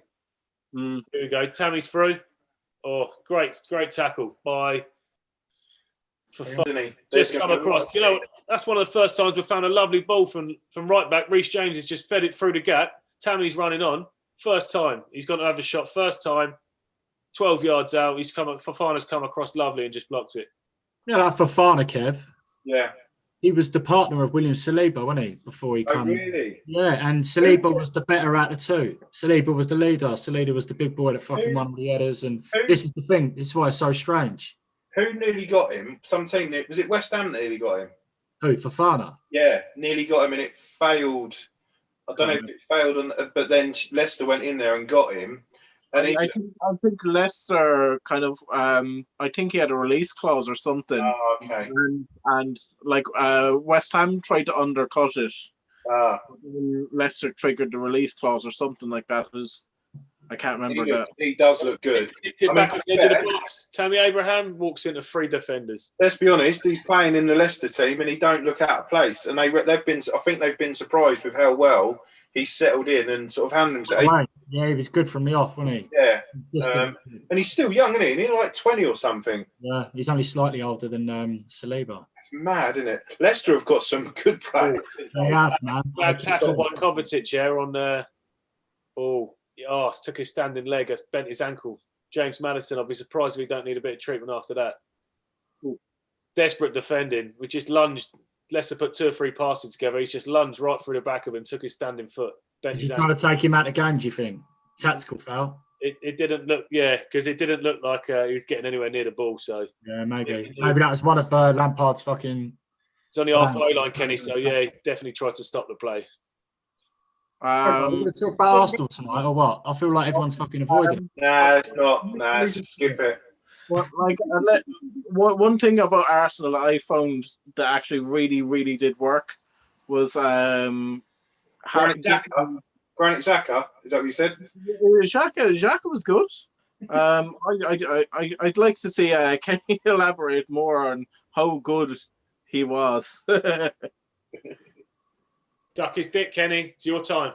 Is that it, Paul? You finished? I thought you were saying something there. I was opening it up for you. But you want to hear what I have to say about Granit Xhaka? You should say something nice about him after. Look at the love in his eyes. Look at him. I'm still far from in love with Granit Xhaka, man. He's still got a long way to go to get back in my good books. But I'll tell you what, it was a good start. He's improving. I mean, it's not. I don't think he's going to stick it out. I don't think this is the new Granit Xhaka, and this is what we're going to expect. Like the next week. He's been watching Top Boys. Hey? He's been watching Top Boys, and he's getting. The rest of them do, don't they? That's where they get what he's from. It was so nice to see. You what, Joey? You evaluate the season a bit different now. Do you think, hang on, we could go for Europe now? I'm fucking. Or you just kind of taking it. I predict what's going to happen and getting my hopes up and everything like that this season. It's just so strange. Like I can't predict. I don't know what's going to happen from game to game. So I just got to hope for the best. Well, I mean, at this stage, what are you? Is it 2 points behind Chelsea? Yeah, man. Yeah, same amount of games as well. Like if assuming the result finishes as it is, like I mean, we weren't even thinking of that a month ago, were we? We were thinking, imagine us being 2 points behind Chelsea. Do you know what I mean? Chelsea, relegated, Chelsea top of the league, Liverpool top of the league. Look how much has changed in a month.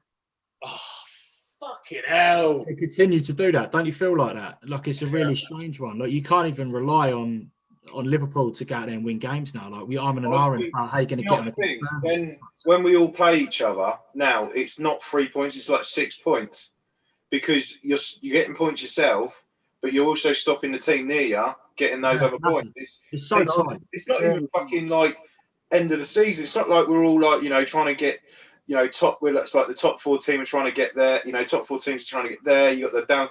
It's like it's a 6 pointer. It's like they are at the minute because. It's mad. Well, do you know what's weird? It's offside. It's offside. You know what's weird? Every time I played a friendly compared to a league game, I didn't ever take it as seriously.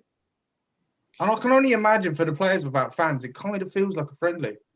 Yeah. Only for the manager at the beginning of the game saying, "Look, come on, this isn't a friendly. Get out there, fucking! You got to win for the club and for your fans and stuff." I can't think of another reason why they'd go out and give it. Do we think, right? Seriously, I mean, we won't ever know the answer, but the fact that the fans are not in the stadium is as it's. I mean, obviously, I'm not saying the way we play, like the whole role of play, but it clearly affects the players. I mean, some players apparently love it because some of them can't deal with the abuse, but the other players must be so affected by it that, like you say, it's just not giving them that kick up the arse as much. It's sterile. It's so weird. Wait, why do you think Xhaka's playing better? Exactly. No, but that's true because that's one player that would probably rather not have fans there. Of course, because he don't want 90 minutes of boo. Yeah, but then you've probably got someone like Fernandes that is just destined wanting the fans there because that's how he plays. But the adrenaline that you have when you've got a fucking 60,000, I can only imagine it would just take you over the line, especially last 10, 15 years. In that situation, some players sink and some swim. And when you're Premier League quality, you swim, don't you? And for some reason, it just doesn't for me. It doesn't feel like a real game every game. But like with the fans not being there, I think like your kind of your view of the game is, look, I'm just doing my job.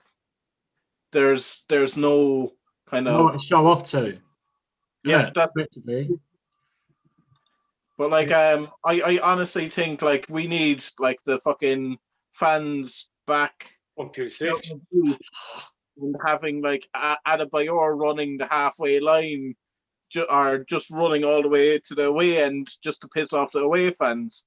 You need to piss off the away fans. Like why? Oh fucking hell! Almost 3-0. Tillerman's got put through. Lovely but little counter attack by Leicester. He's clean through. Got one defender 4 or 5 yards on the right. Has a left foot shot. Mendy, good save his feet. It's come from a Chelsea attack, a sterile Chelsea attack where we've gone up the line, made 5-6 actually, and then just stopped and gone 30 yards back. And then it's just... Does he look like he's going to make any fucking changes, would he? Because his job's on the line here. Yeah, we're 10 minutes in, 12 minutes into the second half, and the only one that's showing that desire that deserves to stay on the pitch is Mason Mount. He's back defending. He's trying to put crosses in. He's trying to find passes. Can't knock the lad. Really can't. Where's Kante? Where's Kante? He's still got a hamstring injury. He's not quite right yet, he said. So. Would you be really shocked if he was sacked tonight? I wouldn't be really shocked. I would say it's definitely unjust because he hasn't had enough time to get these boys playing, especially the ones that have just signed and stuff like that. You know, you can't. It's disappointing, but you wouldn't look away, kind of going like they didn't have calls, you know. No, I mean, I think he's doing some good things, but he's lacking as well. He is lacking. But a lot of it is on the players. They don't take their opportunities. They're not looking for the right path. But then I wonder how much of that is coaching. The thing is, though, you're not finding killer passes and you haven't got that player. You need to teach your players to play in a certain way to find that. Maybe he didn't think we'd have much of the ball tonight. Maybe he thought he was going to be under pressure a lot of the night, so he's tactically decided to try something else and it hasn't turned out. I don't know, but I personally, I understand like the managers have their way they want to play in that, right? But I mean, you've got enough players there to turn it on without Lampard saying, right, this is the way you play. If you don't play that way, you won't play the next game, or you didn't play how I told. So I mean, you've got enough. Those players there have got enough about them to be performing better than what they are. Do you know what I mean? But the problem is the players don't lose their jobs, do they? It's the manager, which is, you know, some of it does fall on that. And like, you know, Lampard does talk a lot of sense when he says, you know, teams, you go through barren patches, you go through. He used Timo Werner as a great example the other day when he missed that chance. He said, I've seen him score no end of goals like that. And he'll have a great future in his club and he'll score loads of goals. But at this moment in time, it's a purple patch. And it's just something you've got to deal with and not make a massive thing about. For instance, Torres, when he came to Chelsea, I mean, that got so bad about his purple patch. People were like, even the opposition fans clapped him when he scored. And it's like, that's insulting and embarrassing. You know, you had such a barren as a striker, but you go through them and you expect to come out of them and have. But if you make such a massive thing about it and you have to speak a lot in the media, it becomes a stigma on you. Well, he's getting not a stigma. I mean, has he dropped him too early there, do you think, Werner? I mean, if, like you say, he's not going to come out of this patch if he's sitting on the bench, is he? No, but then if Tammy's training well and stuff like that, do you not give someone else the chance? You need to score goals. And at the end of the day, it's a results business. I need you to do your job and score goals. But I look at it in the midfield and I'm thinking, if I was a striker at Chelsea at the minute, I'd be pretty pissed off with the lack of service I'm getting. You're putting balls in the box when you haven't got someone like Giroud in there. That Tammy's decent, but he's nowhere near as Giroud. He's not going to attack the ball like Giroud does. He ain't got that. He's not quite as smart. Nobody does. You're trying to play crosses into Werner and Pulisic and play people like it's like I don't understand why are we always going wide and putting crosses in when we don't have the people in the box to be able to attack it. That's not what your front line is. The ones that the ones you've brought are not, you know, crossing it in and that. I mean, Werner's not that. That's not him. Like you say, Werner's not that. Pulisic is not that. You look at Pulisic when he played for Dortmund. He was a quick, speedy, counter-attacking player that burst down the line, burst inside, take 2 players on, score a worldie. Yeah. That was his game. That's what he did. He's not getting that opportunity to play in that sort of role at Chelsea. Nor is Werner. Werner's not getting that important role where people are trying to work out how that he plays so I can feed him. They're just saying, this is my job, you do your job, sort of thing. And it don't really help, to be honest. Do you not think now the worrying thing for Frank, it's basically got to the point now where he can't, where he would like to just gone, right, this is the 11, I'm going to stick with them, maybe one change if it doesn't go right in another game. But he's got to the point now where he ain't got the time to do it. Like, it's like as if changes are getting made now because he's done the whole thing where we, like, every week, Drew needs to start. Done that for a little while, didn't he? Yeah, well, I think he's got to do it. I think he's got to show other people that he can try other formations, he can try other ways that, he's trying to get the result. I think he's got to show that. He can't just go into games with the same naivety that he's shown in the past 3 or 4, 5, 6, 7, however many games we haven't done well for. He has actually got to show, look, I know what I'm doing. There's other things I can do, and I'm going to try these other things because I want to win this game. Yeah. We're 2-0 down. There's 61 minutes on the clock. We don't really look like scoring. We're not that dangerous at the moment. Why are we not that dangerous? What are we doing that's wrong? Let's change that. Let's try and do something different. I mean, we're getting into the final third quite a few times, but just nothing happening. And I thought it was me going to be moaning about this about Man United this season. Honestly, I've said it a few times already, but you sound, even the points you were making about why are we putting the ball out wide and sending a ton of crosses in when we haven't got Giroud on the pitch. Like, you sound like a fucking Arsenal fan. There's 2 points in it between us now. Yeah, I don't understand the tactics, Kenny, and I think that's where you were. Wasn't it? You were in the same boat. I don't understand the tactics. Why are we playing like this when these players don't play like that? Or why was this player so fucking good at his previous club and he's come here and he's now dog shit, or he's not performing? Like, it's the exact same things, man. You talk about all the same problems. Yeah, I mean, I look at it. This is why it's hard to get rid of Lampard, because I look at it and think, what would I change right now? What player would I bring on that I think they can really affect the game? They can, there used to be quite a few Chelsea players that I think they can come on. But I look now and I think the style of the way we are playing with such slow ball, who's really going to affect it? Who's going to have an injection into this game where you think, fucking hell, we've got to try and look after him. He's going to cause us problems. Who? Ziyech going out wide for Callum Hudson-Odoi? You're going to get a few more crosses in the box. Yeah, same again. Timo Werner, where are you going to play him? You're going to play him down the centre? They've packed the middle of the pitch. He's not even going to see the ball. The midfield can't find a striker at the moment. Why did Zuma get obviously he used to be getting picked a lot. Why did he? I think he must be injured. I don't know that, but he must be injured. Or he must have had some niggling injury. Timo Werner's getting unchanged. He looks like he's coming on.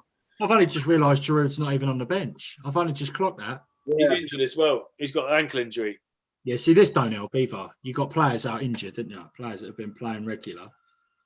I mean, the thing is, with the depth of Chelsea, you should be able to kind of bring on like your Werner, who not performing well, but he's getting assists. You can't fault him if he's getting assists. I think he has to play Werner, and the reason I say that is because his work rate is brilliant. Like, even when he does stuff wrong or he messes it up, he'll try it and he'll try it and he'll try again. And I would rather have a team full of 11 players like that than thick prima donnas that just expect this or expect that. I like workers. I like workers that have something about them. Didier gamble rather than 11 fucking state saves. Yeah. Didier Drogba, he had skill, he had pace, he had technique, he had everything. But his main attribute was how hard was he? He would chase every single ball down. He never let any defender have a minute's peace when they had the ball at their feet. He was an arsehole to play against. That was his best attribute, even though he had all the other things that went in his game. If you played up against him, you would know it. And he was a beast. Speaking of work rate, would you have Mesut Ozil in your team? The only thing that cunt's working on is his bank balance. Let's go back to Arsenal. Aubameyang and the wing was perfect. Honestly, I couldn't fault him. Yeah, he was better. I mean, he got 2 goals, didn't he? And one of them was a fucking good goal. It was a classic Aubameyang goal. But I mean, did he play wide left? He's still not the player he was last season. So I'm hoping that maybe these 2 goals will kick him up the arse. But did he play wide left, Kenny? Hey? Did he play wide left and cut in? Yeah, always. Yeah. Yeah. What? Did you not see the game yesterday? Yeah, I see the highlights. I didn't see the full one. Yeah, but like both of the wingers scored, and it just worked for them. It was like it just looked better tactically. It wasn't like I said, having Partey in there. It did make all the difference in the world. It changes when he gets the ball and he beats a man and plays it through. It does change the mentality of everyone else after that. And Emil Smith-Rowe's been a breath of fresh air, and then Lacazette has been in form lately. And this is the worrying thing for me now, because I'm back there again with the hope. Like I'm going to go into every game now with away to Southampton. Is a game that I would have been dreading a few weeks ago. Now I'm going in there with a bit of optimism. Well, having Tierney back is a big change as well. Like that changes the way you go forward as well as defending, you know. Like honestly, like Tierney, Conor McGregor said it, like he's class. Like, is he the best left back in the league, Joey? Do you know what? That's the first time. Sorry to interrupt. That's the first time. 66 minutes on the clock. Callum Hudson-Odoi, he's got the ball down. Jink left, gone right, beat his man and put a cross in. That's the first time I've seen someone isolate him properly and get a decent crossing. 66 minutes. Is Werner on now? Timo Werner, he's on the sidelines, ready to come on. Ziyech is coming on as well. Oh, there you go. Who's he bringing off? Kai Havertz and Hudson-Odoi. Hudson-Odoi's gone off, yeah. They were watching Top Boys. I said take off Odoi. I mean, Havertz, I would have taken him off because he wasn't having a great impact in the game. So I would have taken him off, but Callum Hudson-Odoi, I don't know. It depends what sort of shape. If he's just going to do like for like and they're in the same positions, I don't see much change out of this game, to be honest with you. I mean, in my opinion, we've added a bit more quality to the players you've just switched, but... Will Pulisic go in the 10? No, Pulisic still wide left. We've got Tammy dropping in with Werner. Two up top, do you think? I think I don't know. I don't know whether he's just giving Werner the free roll and just saying, do your thing. Ziyech out on the right-hand side. Yeah, right. So either two up top or a 10. I mean, it's clear to me he's got potential to be one of the world's best in his position. Who? Timo Werner? No, Pulisic. Pulisic. Oh, yeah, I know. Yeah, he looks like Hazard, doesn't he? Yeah, I like Pulisic. He's a bit like Hazard when he's running with the players and that. I love how he plays soccer. Soccer. Yeah, sorry, go on. There was another article with Alexi Lalas the other day saying that Chelsea are ruining him, basically. Oh, he's so fucking... that guy does my head in. He is a dickhead. He had great hair back in the USA 94, but anyway. Yeah, he was just saying that like the way Chelsea play, it's just so negative for him, and it's like I can't disagree with him. Even though I think he's an idiot. I read the article and I thought you can't really argue with that. We're not getting the best out of him. You have to. If we're not getting the best out of the team, you have to ask questions. Why? Is it chemistry? Is it formation? Is it players playing in different roles that they're not actually suited to? Is there no one set up any partnerships on the pitch where they want to find each other? And so many unanswered questions that we don't really know the answers to. You're not alone, Wood. Honestly, this league at the minute, this season, is full of players who are underperforming. Like, full of them. A lot in there. Across Liverpool, across Arsenal, across fucking Man United even. Like, it's everywhere, man. No one's doing... Like, these top players are not performing as you'd expect. Do you think, right, if the fan... Like, I know I said it a minute ago. If the fans are in the stadiums, but the performance was still there, there'd be a few more managers sacked, I reckon. Oh, definitely. Because the fans would... They'd be... I mean, can you imagine us on our first 10 games?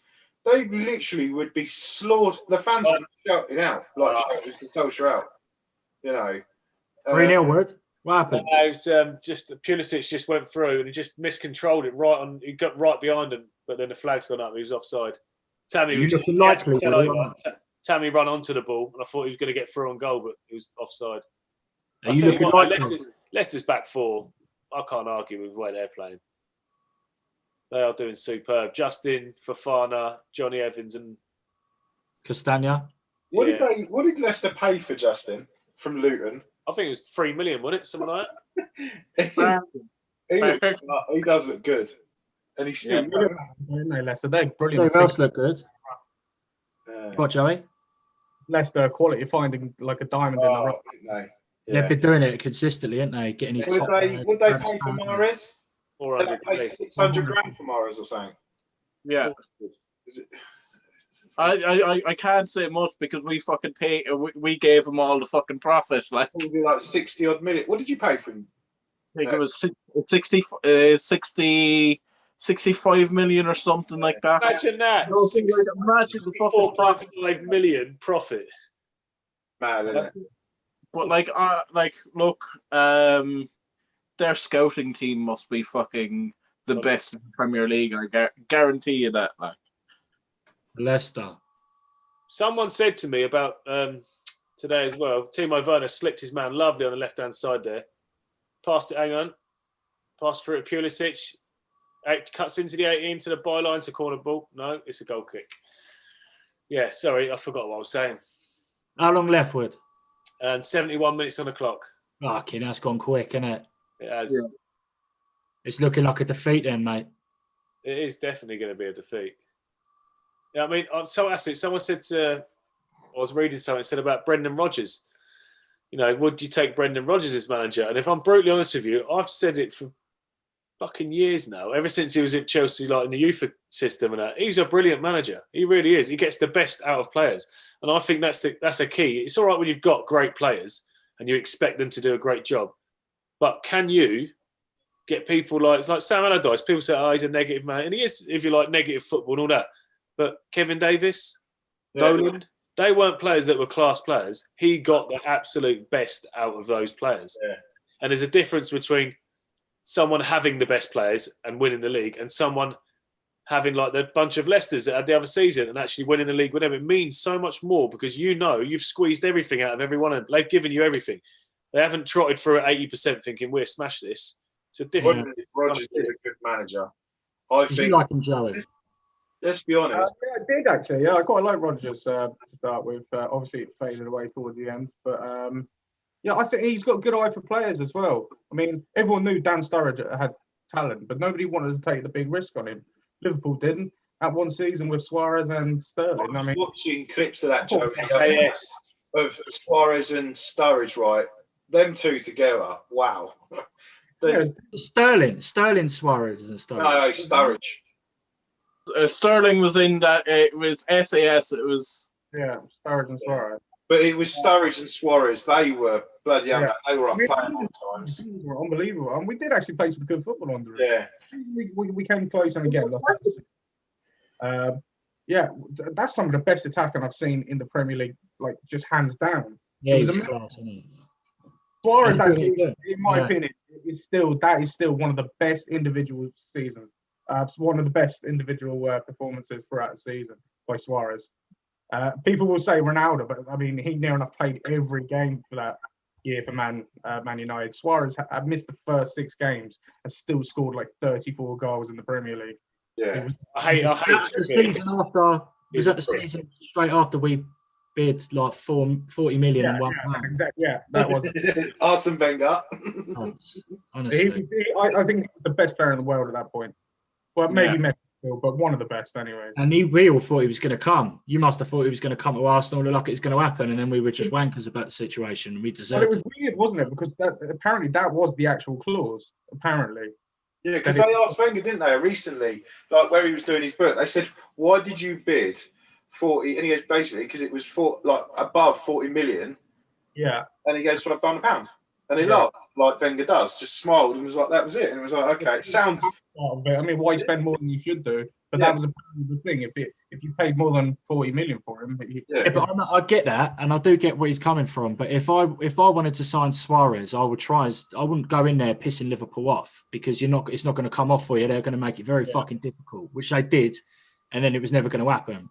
I would have at least spoke to you first and said, "Look, what are we going to do here? Like, you've got this clause. We want to pay the money for him, and got to play it that way." See what they said. Instead, what was it? A year later, he went and signed Sanchez. I mean, that wasn't too bad either. So no, he was a fucking monster as well, wasn't he? Yeah, and it's a shame because I really wanted him to come to Liverpool when we sold Suarez, and yeah, I think he would have been an ideal replacement. But what a player! I think Sanchez was ruined by the way by Man United. Leicester making a couple of changes here. Iozo Perez is coming, and Ricardo's been out for a little while. I mean, before he got injured, he was live wire, so I'm expecting possibly a third goal for Leicester in a minute. It was like, what is it? Like when he went to United, fucking dropped off a cliff because the way Mourinho is negative, like you see kind of negative football he's playing for Spurs. Dean's not here, so he can't defend himself. So like, it's shit. I agree with you anyway. He hates Mourinho. He wants him out, doesn't he? Yeah, well, like I think Mourinho should stay there. I think he's doing a good job. Yeah, but like honestly, the funny thing is, he actually is doing a fucking good job. He's doing all right. They're still top 4, aren't they? Is that right? Let's be honest, Tottenham fans, they're just like up, down, up, down. They're usually never in a minute. It's always like that. You know, that's just thing. Yeah. One week he's fucking, fucking buzzing, can't wait. The next week, fuck that, he's shit. Yeah, but you know what? Fine, he's more buzzing about our teams losing than he is his own team winning. Well, mainly your team, Kev. Yeah, basically Man United because they're skanking. Second by Arsenal. He's more in. Definitely hates Man U. I think we all have a real hatred for Man United. We do, absolutely. I agree with you there, now. Yeah, but I don't think. It feels like in some ways Man United just seem to be getting all the luck and everyone else is getting none. It feels I honestly think like obviously you deserve to be where you are. United always had a little bit of like favoritism when it comes to like decisions, because like sometimes they'd be like, oh, that's a really, really respected team, they wouldn't do anything like that, they wouldn't lie about that, Yeah, but do you not think, right? I mean, I know Man United have had like obviously for years, but when Liverpool won the league, everything was like, yeah, it's all going in Liverpool's favour. They're getting dodgy decisions, and it was like, oh, they're getting all that. And as soon as they won the league, it was like, right, no one wants us to win this second league. Everything's against us. It was like, I don't know. It's as if a team, I know because obviously Liverpool have won a lot, but now they've won the league. It's as if a bit like, no, I don't know. It's as if. I honestly think that's a bit of a myth. I think there was like a calculation done by VAR decisions that should have been right or wrong. I think we were only +2 all last season that would just favoured us. Other than that, it would have been, we'd have still won the league. It wasn't the season you won it, wasn't it? The season, the season where you were second by like a fucking point, wasn't it? That was but do you know what I mean? It sort of flipped, didn't it? It was as if like, Liverpool getting all these results, all these decisions, and then as soon as you won it, it was like. Can I tell you why that is though, Kevin? The season before that, Man United finished second to Man City, and Man City just walked that league, right? Yeah. Liverpool, if VAR was out that season, would have finished second. They did a calculation. Yeah. And Liverpool we were wronged on so many occasions that season. We would have finished second, and I think the season after that, it balanced itself out. That the ones that we should have got maybe the season beforehand, we got, like what obviously was right the next season. That's why we got so many points that year. I honestly, as a Liverpool, I feel like we always seem to get, well not always, but we do seem to get a lot of the against us. Isn't there that thing though, like Liverpool fans in England and stuff like that, and the Premier? Isn't there that bit of that thing that the Liverpool fans don't get on with? They don't got much. They don't like don't care about the England team and the FA and stuff like, I suppose. But I've not heard much about it, to be honest. But all right, Paul, let's have a chat with you, mate, because we're talking about top of the league and everything else like that, and no one's mentioned City yet. And I mean, you're the informed side at the minute. So I tell you what, I'm going to mention John Stone's name a lot. He's playing well at the minute, Paul. Do you know what? He's had a journey where he just went, look, I'm not getting my place. He fought for his place, and now he's going, I'm fighting to keep my place.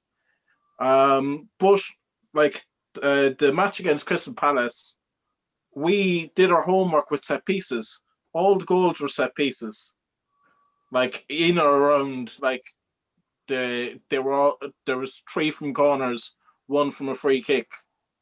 Like done the homework there now on set pieces. I don't know if it's Are Crystal Palace very weak on set pieces?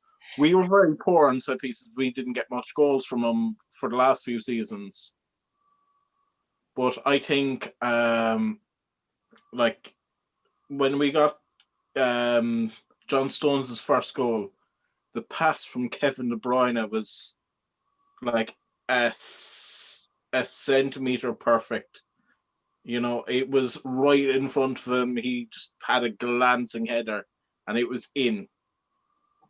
It was just John Stones looked confident when he took it.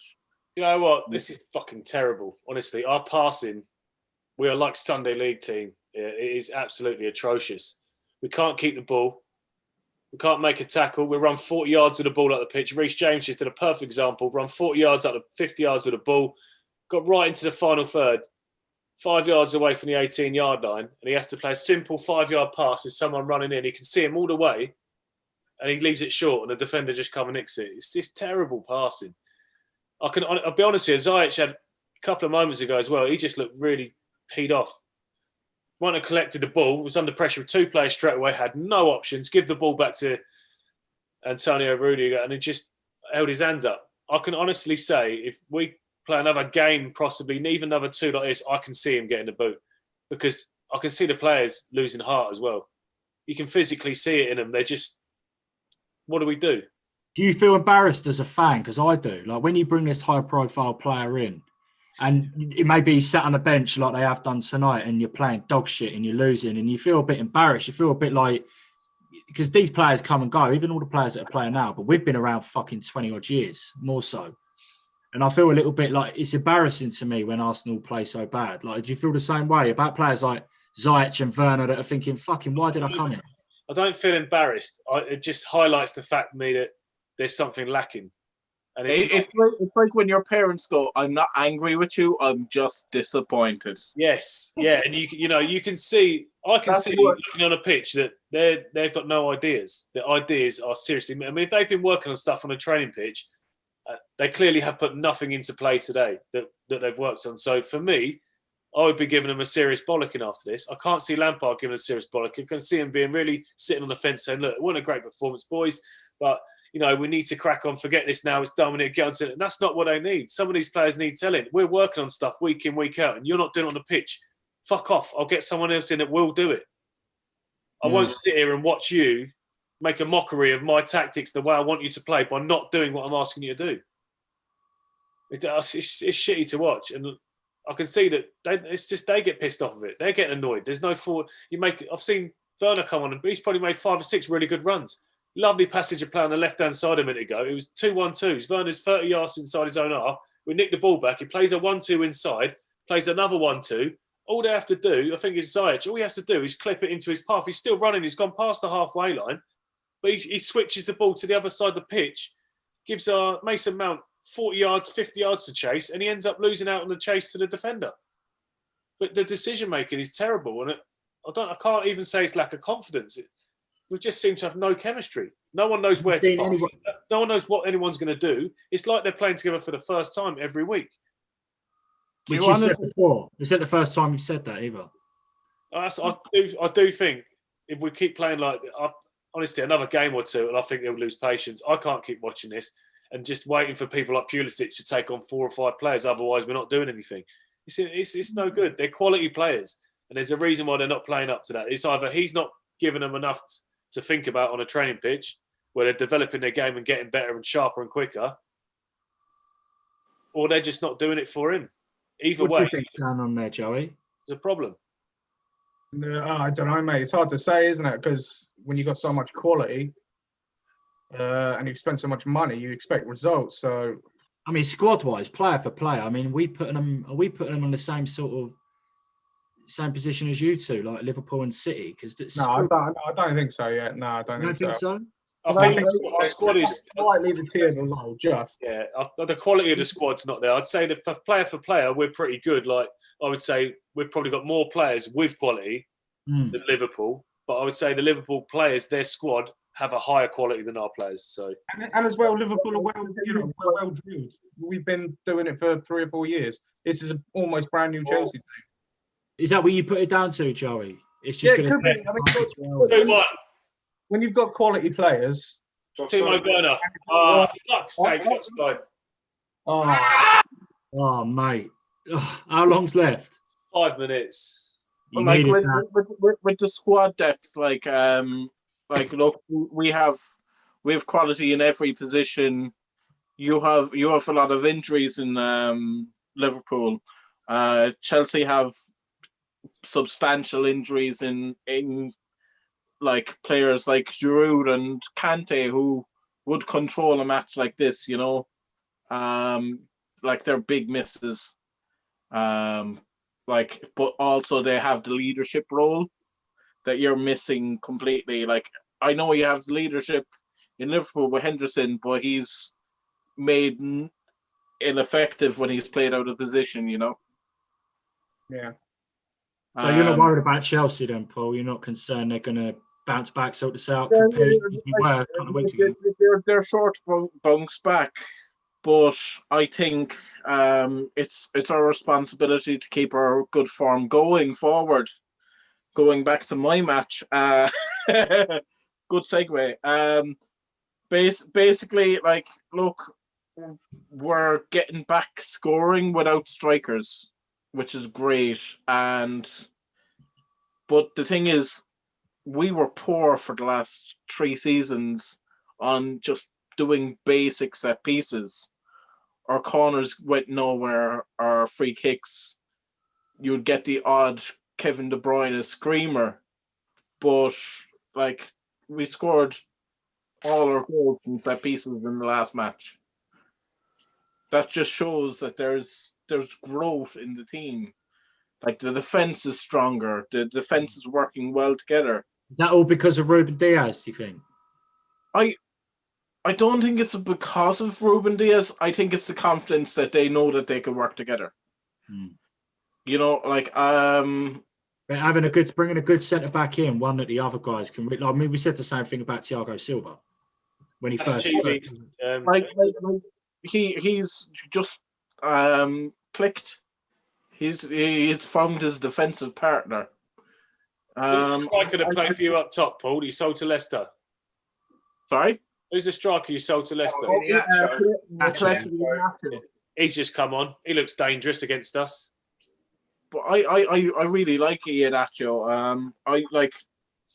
We sold him when we knew Sergio Aguero and Jesus, they both kind of get injured around the same time, you know, and then we're stuck without a striker, you know, and we sell him to Leicester. Like, he's actually not done too much with Leicester, but I still see the quality in him. But like saying that, we've won the last few games without a striker. Our midfield and our defense has really kind of brought us forward. I just honestly think, like, John Stones scoring 2, you know, it just shows the set piece play is working well. But Gundogan's playing well, and no one's talking about him. Me and Joey were talking about him the other day, saying he's been low key quality. He's literally just under the radar. Like, if he's playing well, you won't hear about him because I think he's helped with David Silva not being there. I think he stepped in a bit. No doubt he's kind of going, look, this is my role now. Like, David Silva's club captain at the time, but also he was one of the kind of like core team. Gundogan's got class about him. Like, he can come out with an important goal, and he scored against us a couple of times. Like, he scores in derbies. He loves scoring in derbies. But like, his passing really suits Kevin De Bruyne, who's like ahead of him or like behind him sometimes. But like, I think just the way the midfield is set up, right? I know we'll have a lone striker, but like the strikers aren't doing much because the midfield are like propping the team up. Do you not think, Paul, I'll just cut in there, do you not think Morris should play for you? Because he is such a class player. Mahrez should be playing a bit more. I mean, I know it's hard because I like Mahrez, but his qualities are also his downfall. In what respect? He's very selfish. Like it works sometimes, but like the stuff he did for Leicester, like some of the ones where he just went around about 6 players and stuff like that. You just think, and then, I mean, I'm not saying he's not been bad for you, but I just think you need to see him more. Like, it's no doubt. I like, but like Bernardo Silva. He's kind of hit and miss this season, so like I'd interchange him. To be honest, Raheem Sterling, he's not been great. Like he scored. Yeah, I mean Sterling's always going to play, isn't he? Well, that was a free kick. Yeah, great free kick, but like he's been a bit off this season. Are you going to win the league, Paul? It's too early to call. It's honestly like I'm confident. What's your gut tell you? I'm confident, but like it's just it can drop in a second, Do you see Man City? Do you see United as challengers? Do you think they're going to be thereabouts? Or sorry, did I just say? I honestly don't see. I don't see it slowing down. It can drop any second. Sorry, did I hear Kenny say? What does your gut tell you? And Paul say it could drop any second. I think that's out of conversation. I'm pretty sure that's right. Now back to football. But look at it this way: like the top 4 at the moment is like literally 1 or 2 points between each other. Like United are still top. They're at 37. You need them there at the end of the season. We're like Leicester go second or third. No, actually they go first. Yeah, they go top. Yeah, but like United are still 3 or 4 points ahead of us. Like so, like look. You've got a game in hand. Yeah, we have Villa tomorrow. The Giant killed That's gone, Werner. I'm quite fucking arsehole. It's got to be 90th now, and it would. How long you got? 92nd minute. He's going to blow the whistle any minute now. Leicester fully deserve this, to be honest. Right, quickly then, Kev. There you go. Can you see yourselves there end of the year? A quick stat. Brendan Rodgers against Chelsea managers. Played 15, lost 8, drawn 7. Never won a game against Chelsea. No, really? That's his first game he's won against Chelsea as manager. Is he going to cry like the Southampton manager there against? At the moment, he's not crying. He's still on the floor. He's wanking on Maddison's face at the moment. Ralph's still on the floor. Well, that's one of those new celebrations, isn't it? What's that? Yeah, gotta love that. Sorry, Kenny. What did you say to me before? I'm asking if you think you're going to be there end of the Yeah, I think we will be season. I think we will be third. What, behind these two, Liverpool, City? Yeah. Is that honestly what you think? No part of you is like getting overexcited. No, because I think like let's be honest, Joey's smirking. I don't think Joey believes you. No, I think because I don't. It depends how Liverpool. I can't see Liverpool dropping down. Like I expect them to draw a few more games. I don't expect them to lose that much. I just don't. Even with their front three, I don't think they will lose a lot. Even if they lost a couple of games, we're going to lose a couple of games. I think Man City will. At the minute, I think the way Man City are going about their business, potentially they'll win it, but not by a lot. I don't think even City will run away with it because I just think this season goal difference is important. I just think we've got better. Obviously, in a real normal season, we wouldn't be as high up. I don't think we'd be down the bottom, but because I think there's so many teams out of form, and to be fair, we've sort of improved our form against teams that we should be beating, where we used to always struggle. Like the teams below us, we'd always be struggling with them.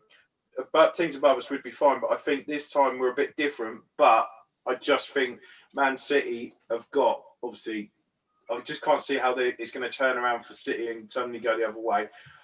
I can't see Chelsea just suddenly it all clicking and, you know, them becoming an issue. I think Arsenal probably a little bit, you know, they're sort of one game win and that. I think I can see us getting a few more games together, like wins together, if you know what I mean.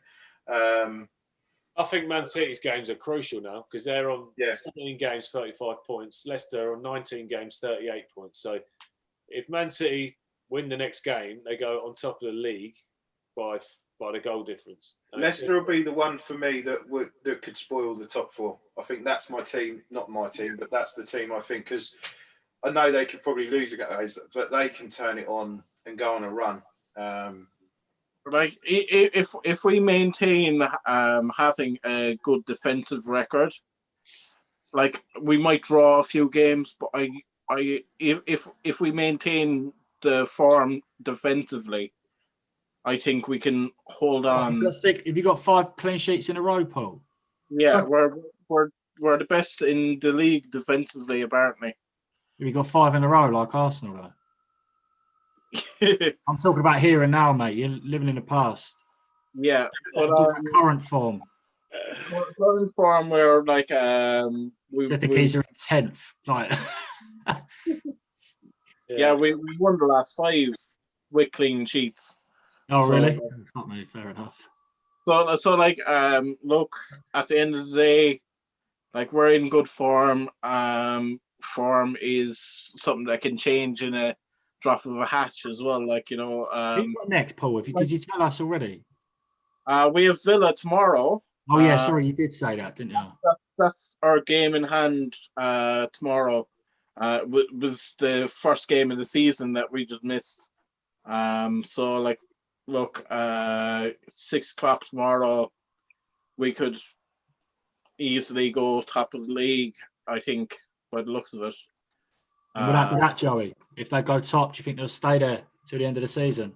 I think City are going to win it. Yeah. What I would say is it's actually, I mean, we've roughly played every team roughly played exactly half point now in the season. So does anybody want to make any new predictions? Well, I'm just looking at the league and I'm seeing Chelsea are 5 points behind Liverpool. Liverpool got a game in hand, they're in 4th. That's the last European spot there. I can't see us catching that at all, if I'm honest with you. I'm going to say we're going to finish 8th.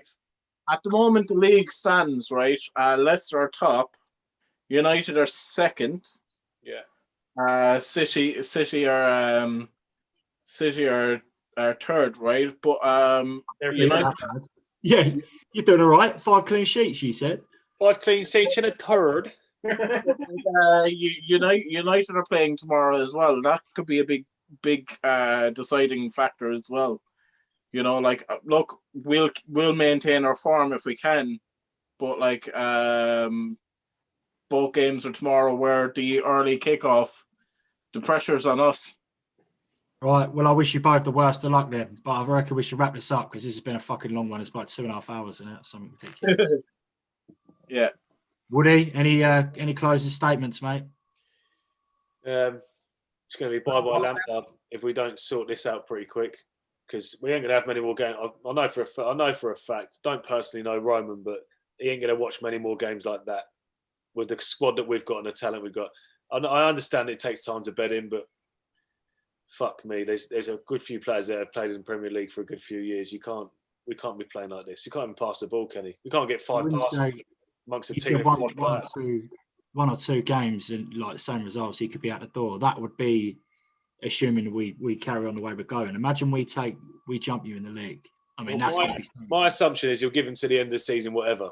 But honestly, tonight and seeing that we're 8th, if we have 2 more games like that, we're probably going to be 11th, 12th, and he will pull the trigger. He loves doing that. There's too many teams around you as well. You've got Southampton, West Ham, all these teams around you, and they're all picking up points and playing well, aren't they? Like, it was just like Arsenal. It was that if they don't sort it out now, yeah, they are going to get in the relegation battle. Yeah. And luckily enough, it was their game against us. It's just then turning. Yeah. Nice one for that. I don't think I ever properly thanked you for that, Woody. So, no, it's all right. I mean, to be fair, we are that team at the minute. Everyone, whoever's playing shit, plays us and then goes, we're actually pretty good. We can do this. We just beat Chelsea. Yeah, Yeah, I don't know. He ain't going to settle for that. And to be honest with you, I couldn't blame him watching much more of that. It's Can pretty. we all finish tonight with a message to Dean? You know, just A Spurs pitch. we ain't have a chance to sort of abuse him tonight, really, have we? No, I've been doing it all night consistently. Okay. Right. Anyone want to say anything to Dean? Oh, you fuck off. Yeah. Yeah, Dean, it's been really nice not having you, mate. You still, Yeah, we have Dean, missed suck. you, not one bit. still the dirtiest I'm footballer. gonna go now because I'm wrecked. All right, sit down. All right, boys. Nice one. Ladies.